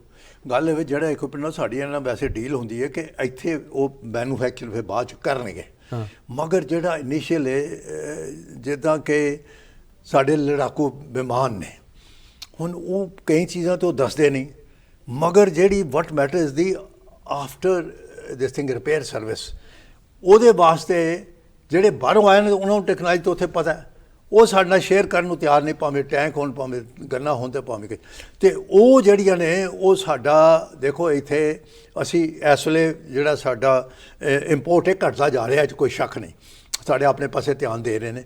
ਪਰ ਹਾਲੇ ਵੀ ਦੇਖ ਲਓ ਵੀ ਡਿਫੈਂਸ ਸਿਸਟਮ S-400 ਰਸ਼ੀਆ ਤੋਂ ਆਉਣਾ ਸੀ, ਉਹ ਹਾਲੇ ਤੱਕ ਵਿੱਚ ਲਟਕ ਰਿਹਾ। ਇਸੇ ਤਰੀਕੇ ਨਾਲ ਮੈਂ ਪਹਿਲਾਂ ਗੱਲ ਕਰ ਚੁੱਕਿਆ, ਅਮਰੀਕਾ ਵੱਲੋਂ ਇਕਵਿਪਮੈਂਟ ਦਿੰਦੇ ਨੇ, ਕਹਿੰਦੇ ਤੁਸੀਂ ਪਾਕਿਸਤਾਨ ਦੇ ਖਿਲਾਫ ਨਾ ਜੀ ਇਸਤੇਮਾਲ ਕਰਦਾ। ਮੇਰਾ ਮਤਲਬ ਇਹ ਕਿ ਇਹ ਸਾਨੂੰ ਇਸ ਪਾਸੇ ਧਿਆਨ ਦੇਣ ਦੀ ਲੋੜ ਹੈ, ਜਾ ਕੇ ਜਿਹੜਾ ਬਾਹਰੋਂ ਆਉਂਦਾ ਇਕਵਿਪਮੈਂਟ, ਭਾਵੇਂ ਉਹ ਲੜਾਕੂ ਵਿਮਾਨ ਹੋਣ ਜਾਂ ਕੋਈ ਵੀ ਹੋਵੇ, ਸਮੁੰਦਰੀ ਬੇੜੇ ਹੋਣ, ਤੇ ਉਹਨਾਂ ਦੇ ਵਿੱਚ ਇਹਨਾਂ ਦੀ ਜ਼ਿਆਦਾ ਘੁੰਮਣ ਘੇਰੀਆਂ 'ਚ ਨਾ ਆਉਣ, ਇਹਨਾਂ ਦੇ ਜਿਹੜੇ ਕਿ ਸਪੋਰਟ ਸਰਵਿਸ ਹੈ ਉਹ ਆਪਣੇ ਵਿੱਚ ਹੋਏ ਔਰ ਇਹ ਸਾਰੀ ਟੈਕਨੋਲੋਜੀ ਦੇਣ, ਨਹੀਂ ਤਾਂ ਆਪਣੇ ਕੁੰਡੇ ਪਰ ਫਿਰ then we have to depend on them. ठीक। फिर इनके ऊपर सानू ਚਲੋ ਮੈਂ ਇੱਕ ਤੁਸੀਂ ਦਸਤਾਰਧਾਰੀ ਹੋ, ਮੈਂ ਇੱਕ ਆਖਰੀ ਸਵਾਲ ਤੁਹਾਨੂੰ ਇਹ ਕਰਨਾ ਚਾਹੁੰਦਾ। ਦੋ ਸਵਾਲ ਮੇਰੇ ਇਕੱਠੇ ਹੈ। ਇੱਕ ਤਾਂ ਜਿਹੜੇ ਰੈਜੀਮੈਂਟ ਆ ਤੁਹਾਡੇ, ਸਿੱਖ ਰੈਜੀਮੈਂਟ ਆ ਜਾਂ ਹੋਰ ਜਿਨ੍ਹਾਂ ਦੇ ਨਾਮ ਤੇ ਗੋਰਖਾ ਰੈਜੀਮੈਂਟ ਆ, ਜਿਨ੍ਹਾਂ ਦੇ ਬਾਰੇ ਇਹ ਚਰਚਾ ਚੱਲਦੀ ਪਈ ਹੈ ਕਿ ਇਸ ਰੈਜੀਮੈਂਟ ਨੂੰ ਕਲੱਬ ਵੀ ਕੀਤਾ ਜਾ ਸਕਦਾ, ਇਹ ਚਰਚਾ ਸਹੀ ਹੈ ਜਾਂ ਨਹੀਂ, ਇਹ ਚਰਚਾ ਗਲਤ ਹੈ? ਨਹੀਂ, ਬਿਲਕੁਲ ਇਹ ਤਾਂ ਗਵਰਨਮੈਂਟ ਦੇ ਆਰਡਰ ਇਸ਼ੂ ਹੋ ਗਏ ਨੇ ਕਿ ਜਿਹੜੀਆਂ ਪਲਟਨਾਂ ਮਿਕਸ ਕਰ ਦਿਓ। ਸਿਰਫ ਸਾਡੀ ਨਹੀਂ, ਮੈਡਰਾਸ ਪਲਟਨ ਦੂਜੀਆਂ ਵੀ, ਪਰ ਜ਼ਿਆਦਾਤਰ ਧਿਆਨ ਸਾਡੇ ਵੱਲ ਹੈ ਕਿ ਸਾਡੇ ਦੇ ਵਿੱਚ ਮਿਕਸ ਕਰਨਾ, ਮਤਲਬ ਜਿੱਦਾਂ ਪਹਿਲਾਂ ਕੋਈ ਫਿਕਸ ਕਲਾਸ ਕੰਪੋਜੀਸ਼ਨ, ਜਿੱਦਾਂ ਮੈਂ ਆਪਣੀ ਜਿਹੜੀ ਕਮਾਂਡ ਕਰ ਚੁੱਕਿਆ, ਮੈਂ ਉਹਦੀ ਗੱਲ ਕਰਾਂ, 2 ਸਿੱਖ ਬੈਠੇ ਆ, ਮਤਲਬ 67% ਸਿੱਖ, 33% ਡੋਗਰਾ। ਉਹ ਹੁਣ ਸਾਰੇ 6-7 ਮੁੰਡੇ ਸਿੱਖ ਰਹਿ ਗਏ ਨੇ, ਬਾਕੀ ਸਾਰੇ ਮਿਕਸ ਹੋ ਗਏ ਨੇ, ਸਾਊਥ ਆ ਗਏ ਦੂਜੇ ਦੀ। ਇੱਕ ਤਾਂ ਇਹ ਹੋ ਰਿਹਾ, ਇਹ ਬੜੀ ਵੱਡੀ ਇਹਨਾਂ ਦੀ ਪਾਲਿਸੀ ਹੈਗੀ ਹੈ। ਦੂਜਾ, ਇਹ ਚਿੰਤਾ ਦਾ ਵਿਸ਼ਾ? ਹਾਂਜੀ, ਇਹ ਚਿੰਤਾ ਦਾ ਵਿਸ਼ਾ? ਚਿੰਤਾ ਦਾ ਵਿਸ਼ਾ ਬਿਲਕੁਲ ਹੈਗਾ। ਦੇਖੋ, ਇੱਕ ਸਿੱਖ ਰੈਜੀਮੈਂਟ ਦੀਆਂ ਗੱਲ ਕਰੀਏ, ਸਿੱਖ ਰੈਜੀਮੈਂਟ, ਪੰਜਾਬ ਰੈਜੀਮੈਂਟ, ਸਿੱਖ ਰੈਜੀਮੈਂਟ ਉਹ ਤਾਂ ਪਾਰਸ਼ਲੀ ਹੈਗੇ, ਸਿੱਖ ਹਲਾਈ ਸ਼ਾਮਲ ਹੈ। ਇਹਨਾਂ ਦੀਆਂ ਪਰੰਪਰਾਵਾਂ ਆਪੋ ਆਪਣੇ ਦੇਖੋ, ਇਹੋ ਜਿਹਾ ਇਤਿਹਾਸ ਹੈਗਾ, ਇਹਨਾਂ 'ਚ ਜਜ਼ਬਾ ਭਰਿਆ ਜਾਂਦਾ। ਉਹ ਅਬ ਜੰਗੀ ਨਾਅਰੇ ਹੁੰਦੇ ਨੇ, ਉਹ ਲਾਉਂਦੇ ਨੇ। ਇਹ ਪਗੜੀ ਦਾ ਇਹਨਾਂ ਨੇ ਮਸਲਾ ਸ਼ੁਰੂ ਕਰਕੇ ਉੱਥੇ ਜੰਗਾਂ ਦੇ ਵਿੱਚ ਉੱਤੇ ਕੈਂਪਫਲਾਇਰ ਨੱਟ ਪਾਉਂਦੇ ਨੇ, ਉਹ ਪਾ ਕੇ ਤੇ ਜੰਗਾਂ ਲੜੀਆਂ ਗਈਆਂ ਨੇ। ਕਿਹੜੀਆਂ ਜੰਗਾਂ 'ਚ ਇਹਨਾਂ ਨੇ ਕਿੰਨਾ ਕੁ ਉੱਥੇ ਦੇਖੋ, ਜਿਹੜੇ ਕਿ ਇਸ ਕਰਕੇ ਸ਼ਹੀਦ ਹੋਏ ਕਿ ਉਹ ਉਹਨਾਂ ਦੀਆਂ ਪਗੜੇ ਬੰਦੇ, ਪਗੜਾਂ ਦਾ ਵੀ ਮੈਂ ਦੱਸ ਦਿਆਂ, ਅੱਜ ਕੱਲ੍ਹ ਦੀਆਂ ਮਾਲੀਆਂ ਨਹੀਂ, ਉਹ ਸਾੜਨੇ ਸੀ ਜੋ ਪਗੜੀਆਂ ਨੇ। ਉਹ ਸਾਡੇ ਸੀਓ ਵੀ ਅਸੀਂ ਬੰਨ੍ਹ ਕੇ ਦਿੰਦੇ ਰਹੇ, ਜੰਗ 'ਚ ਵੀ ਪਗੜੀ ਬੰਨ੍ਹ ਕੇ ਦਿੰਦੇ ਰਹੇ, ਹੁਣ ਸਾਰੇ ਕਰਦੇ ਨੇ। ਮੇਰਾ ਮਤਲਬ ਕਹਿਣ ਤੋਂ ਕਿ ਸਿੱਖ ਰੈਜੀਮੈਂਟ ਦਾ ਇਸ ਤਰੀਕੇ ਨਾਲ ਮਿਕਸਅਪ ਕਰਨਾ, ਜਾਂ ਕਿਸੇ ਵੀ ਰੈਜੀਮੈਂਟ ਦਾ ਜੇ ਕਰ ਰਹੇ ਨੇ ਉੱਥੇ ਰੁਕ ਜਾਏ, ਉੱਥੇ ਕਰ ਲੈਣ ਪਹਿਲਾਂ ਟਰਾਇਲ।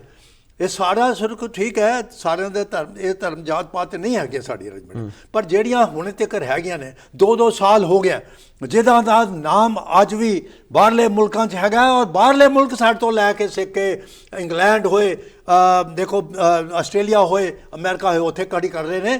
ਤੇ ਆਪਣੇ ਦੇ ਵਿੱਚ ਇਸ ਤਰੀਕੇ ਨਾਲ ਮਿਕਸਅਪ ਕਰਕੇ ਉਹ ਮੈਂ ਸਮਝਦਾ ਹਾਂ ਫਿਰ ਪਗੜੀ ਵਾਲਾ ਮੁੱਦਾ ਵਿੱਚ ਲਿਆ ਕੇ, ਤੇ ਉਹ ਜਿਹੜੇ ਸਾਡੇ ਲੋ ਟੋਪ ਵਾਲਾ ਜਿਹੜਾ ਮੁੱਦਾ, ਜਿਹੜਾ ਹੈਲਮਟ ਵਾਲਾ, ਹੈਡ ਗੇਅਰ ਵਾਲਾ, ਤੁਸੀਂ ਉਹਨੂੰ ਵੀ ਅਪੋਜ਼ ਕਰਦੇ ਪਏ ਹੋ? ਬਿਲਕੁਲ ਅਪੋਜ਼ ਕਰਦੇ ਹਾਂ, ਕਿਉਂਕਿ ਲੋੜ ਨਹੀਂ ਹੈਗੀ, ਜਿਹੜੇ ਦੌਰ ਵਿੱਚ ਅਸੀਂ ਰਹਿ ਰਹੇ ਹਾਂ ਉਹਦੇ ਵਿੱਚ ਲੋੜ ਨਹੀਂ ਹੈਗੀ। ਨਹੀਂ, ਉਹਦੇ ਵਿੱਚ ਕਿਉਂਕਿ ਜੰਗ ਦੇ ਵਿੱਚ ਤੇ ਫਿਰ ਦੇਖੋ ਇਹ ਵੇ ਜਿਨ੍ਹਾਂ ਕੈਜੂਲਟੀ ਤੇ ਜਿਨ੍ਹਾਂ ਨੇ ਹੈਲਮਟ ਪਾਏ ਘੱਟ ਹੋਈਆਂ ਨੇ, ਸਾਰਿਆਂ ਦੀ ਹੁੰਦੀਆਂ ਨੇ, ਕੈਜੂਲਟੀ ਤਾਂ ਹੁੰਦੀਆਂ ਨੇ। ਪਰ ਜਿਹੜੀ ਗੱਲ ਕਰਦੇ ਨੇ ਕਿ ਬੈਟਲ ਦੇ ਵਿੱਚ, ਬੈਟਲ ਦੀ ਗੱਲ ਕਰਦਾ, ਜੇ ਕੋਈ ਸਪੈਸ਼ਲਾਈਜ਼ਡ ਆਪਰੇਸ਼ਨ ਹੈਗਾ, ਠੀਕ ਹੈ, ਉਹਦੇ ਵਿੱਚ ਇਹੋ ਜਿਹੇ ਹੈਗੇ ਜਿੱਦਾਂ 에ਅਰ ਫੋਰਸ, ਦੇਖੋ ਉੱਥੇ ਪਗੜੀ ਉਤਾਰ ਕੇ ਤੇ ਉਹ ਹੈਲਮਟ ਪਾਉਂਦੇ ਨੇ, ਕਿਉਂਕਿ ਸੁਣਾਈ ਦੇਣਾ ਉਹਦੇ 'ਚ। ਹੁਣ ਜੇ ਕਹਿੰਦੇ ਨੇ ਉੱਥੇ ਬੈਲਿਸਟਿਕ ਹੈਲਮਟ ਹੈ, ਇੱਕ ਜਵਾਨ ਜਿਹੜਾ ਹੈਗਾ ਉਹਨੇ ਤੇ ਆਪਣਾ ਸਮੇਂ ਦੇ ਮੁਤਾਬਕ ਉੱਥੇ ਹਮਲਾ ਕਰਨਾ, ਉਹਨੂੰ ਕਮਾਂਡਰ ਇਨ ਚੀਫ ਦੂਜਿਆਂ ਨੂੰ ਤੇ ਲੋੜ ਹੋ ਸਕਦੀ ਹੈ। ਮੈਂ ਸਮਝਦਾ ਹਾਂ ਕਿ ਉਹ ਇਸ ਵੇਲੇ ਆਪਣੀ, ਮੈਂ ਗੱਲ ਕਰਦਾ ਜੰਗਾਂ ਦੇ ਆਧਾਰ 'ਤੇ, ਮੈਂ ਜੰਗ ਲੜ ਚੁੱਕਿਆ, ਮੈਂ ਸਿੱਖ ਫੌਜ ਦੀ, ਮੈਂ ਉੱਥੇ ਦੂਜੇ ਸਿੱਖ ਉੱਥੇ ਮੈਂ ਲੜ ਚੁੱਕਿਆ, ਇਹਨਾਂ ਦਾ ਇਤਿਹਾਸ ਜਾਣਦਾ। ਇਹ ਧਾਰਮਿਕ ਭਾਵਨਾਵਾਂ ਨਾਲ ਜੁੜਿਆ ਮਸਲਾ ਹੈਗਾ। ਇਹ ਗੁਰੂ ਸਾਹਿਬ ਤੋਂ ਬਖਸ਼ੀ ਹੋਈ ਦਸਤਾਰ ਜਿਹੜੀ ਹੈ, ਇਹਦੇ ਵਿੱਚ ਬੜਾ ਜਜ਼ਬਾ ਹੈ, ਇਹ 'ਚ ਬੜਾ ਜੋਸ਼ ਹੈ, ਇਹਦੇ ਸਿਰ 'ਤੇ ਜੰਕਾਰੇ ਛੱਡ ਕੇ ਤੇ ਕਾਮਯਾਬੀ ਹੁੰਦੀ ਰਹੀ ਹੈ। ਇਸ ਵਾਸਤੇ ਅਗਰ ਐਸਾ ਕੁਝ ਅਗਰ ਹੋ ਗਿਆ, ਉਹਦਾ ਅਸਰ ਠੀਕ ਨਹੀਂ ਹੋਏਗਾ, ਇਹਨੂੰ ਮੁੜ ਤੋਂ ਵਿਚਾਰ ਕਰੇ ਸਰਕਾਰ। ਚਲੋ, ਮੈਂ ਹੁਣ ਇਹ ਚਰਚਾ ਸਮਾਪਤ ਕਰਨੀ ਹੈ। ਤੁਸੀਂ ਕਿਹਦੇ ਨਾਲ ਚਰਚਾ ਸਮਾਪਤ ਕਰਨਾ ਚਾਹੁੰਦੇ ਹੋ? ਜੈਕਾਰਾ ਲਾਉਣਾ ਚਾਹੁੰਦੇ ਹੋ? ਵਾਰ ਕਰਾਈ ਦਾ ਜ਼ਿਕਰ ਕਰਨਾ ਚਾਹੁੰਦੇ ਹੋ? ਕਿਹਦੇ ਨਾਲ ਚਰਚਾ ਸਮਾਪਤ ਕਰਨਾ ਚਾਹੁੰਦੇ ਹੋ? ਮੈਂ ਕਹਿਣਾ ਚਾਹੁੰਦਾ ਕਿ ਉੱਠ ਪੰਜਾਬੀ ਗੱਭਰੂ ਸੁੱਤਿਆ। ਹਾਂ, ਕਿਉਂਕਿ ਜਿਹੜਾ ਸਾਡਾ ਇਸ ਵੇਲੇ ਸਮਾਜ ਹੈ, ਸਾਡੇ ਯੂਥ ਹੈ, ਉਹ ਨਸ਼ਿਆਂ ਵੱਲ ਤੇ ਚਲੇ ਜਾ ਰਹੇ ਨੇ, ਤੇ ਫੌਜ ਭਰਤੀ ਹੋਣ ਦੇ ਜਾਂਦੇ ਨੇ, ਡਿੱਗ ਪੈਂਦੇ ਨੇ। ਔਰ ਸਾਡਾ ਪੜੋਸੀ ਮੁਲਕ ਪਾਕਿਸਤਾਨ ਇਹ ਕੋਸ਼ਿਸ਼ ਕਰ ਰਿਹਾ ਕਿ ਸਾਡੇ ਨੌਜਵਾਨ ਬਗੈਰ ਸਾਡੇ ਭਰਤੀ ਨਾ ਹੋਣ, ਤੇ ਜੰਗ ਜਿਹੜੀ ਹੈ ਬਗੈਰ ਲੜਿਓ ਜਿੱਤੀ ਜਾਏ। ਇਸ ਵਾਸਤੇ ਮੈਂ ਉਹਨਾਂ ਨੂੰ ਸੰਦੇਸ਼ ਦੇਣਾ ਚਾਹੁੰਦਾ, ਇਹ ਨੌਜਵਾਨ ਸੁੱਤਿਆ, ਕੋਈ ਜ਼ੋਰ ਦਿਖਾ ਦੇ, ਆਕਾਸ਼ 'ਚ ਉਡਾਨਾ ਭਰ ਕੇ, ਦੁਸ਼ਮਣ ਦੇ ਛੱਕੇ ਛੁਡਾ ਗਏ, ਆਕਾਸ਼ ਵੀ ਤੇਰੀ ਸੀਮਾ ਨਹੀਂ। ਫਿਰ ਕੀ ਗੱਲ, ਟੱਪ ਛੜੱਪੇ ਮਾਰ ਕੇ ਤਾਰਿਆਂ ਤੱਕ ਪਹੁੰਚਾ ਲੈ। ਫੁੱਲ ਮੇਰਾ ਤਖੱਲਸ ਹੁੰਦਾ ਜੋ, ਫੁੱਲ ਨਸ਼ਿਆਂ ਨਕਲਾਂ ਦਾ ਸੇਵਨ ਛੱਡ ਕੇ ਆਪਣਾ ਜੀਵਨ ਸਫਲ ਬਣਾ ਲੈ। ਚਲੋ, ਬਹੁਤ ਧੰਨਵਾਦ brigadier Kuldeep Singh Kalo. Thank you so much KP ਜੀ, thank you for calling me, thank you. ਬਹੁਤ ਅੱਛਾ ਲੱਗਿਆ। ਇਹ ਸਨ ਬ੍ਰਿਗੇਡੀਅਰ ਕੁਲਦੀਪ ਸਿੰਘ ਕਾਲੋ। ਇਸ ਤੋਂ ਅੱਗੇ ਕੁਝ ਕਹਿਣ ਦੀ ਜ਼ਰੂਰਤ ਨਹੀਂ। ਬਹੁਤ ਧੰਨਵਾਦ।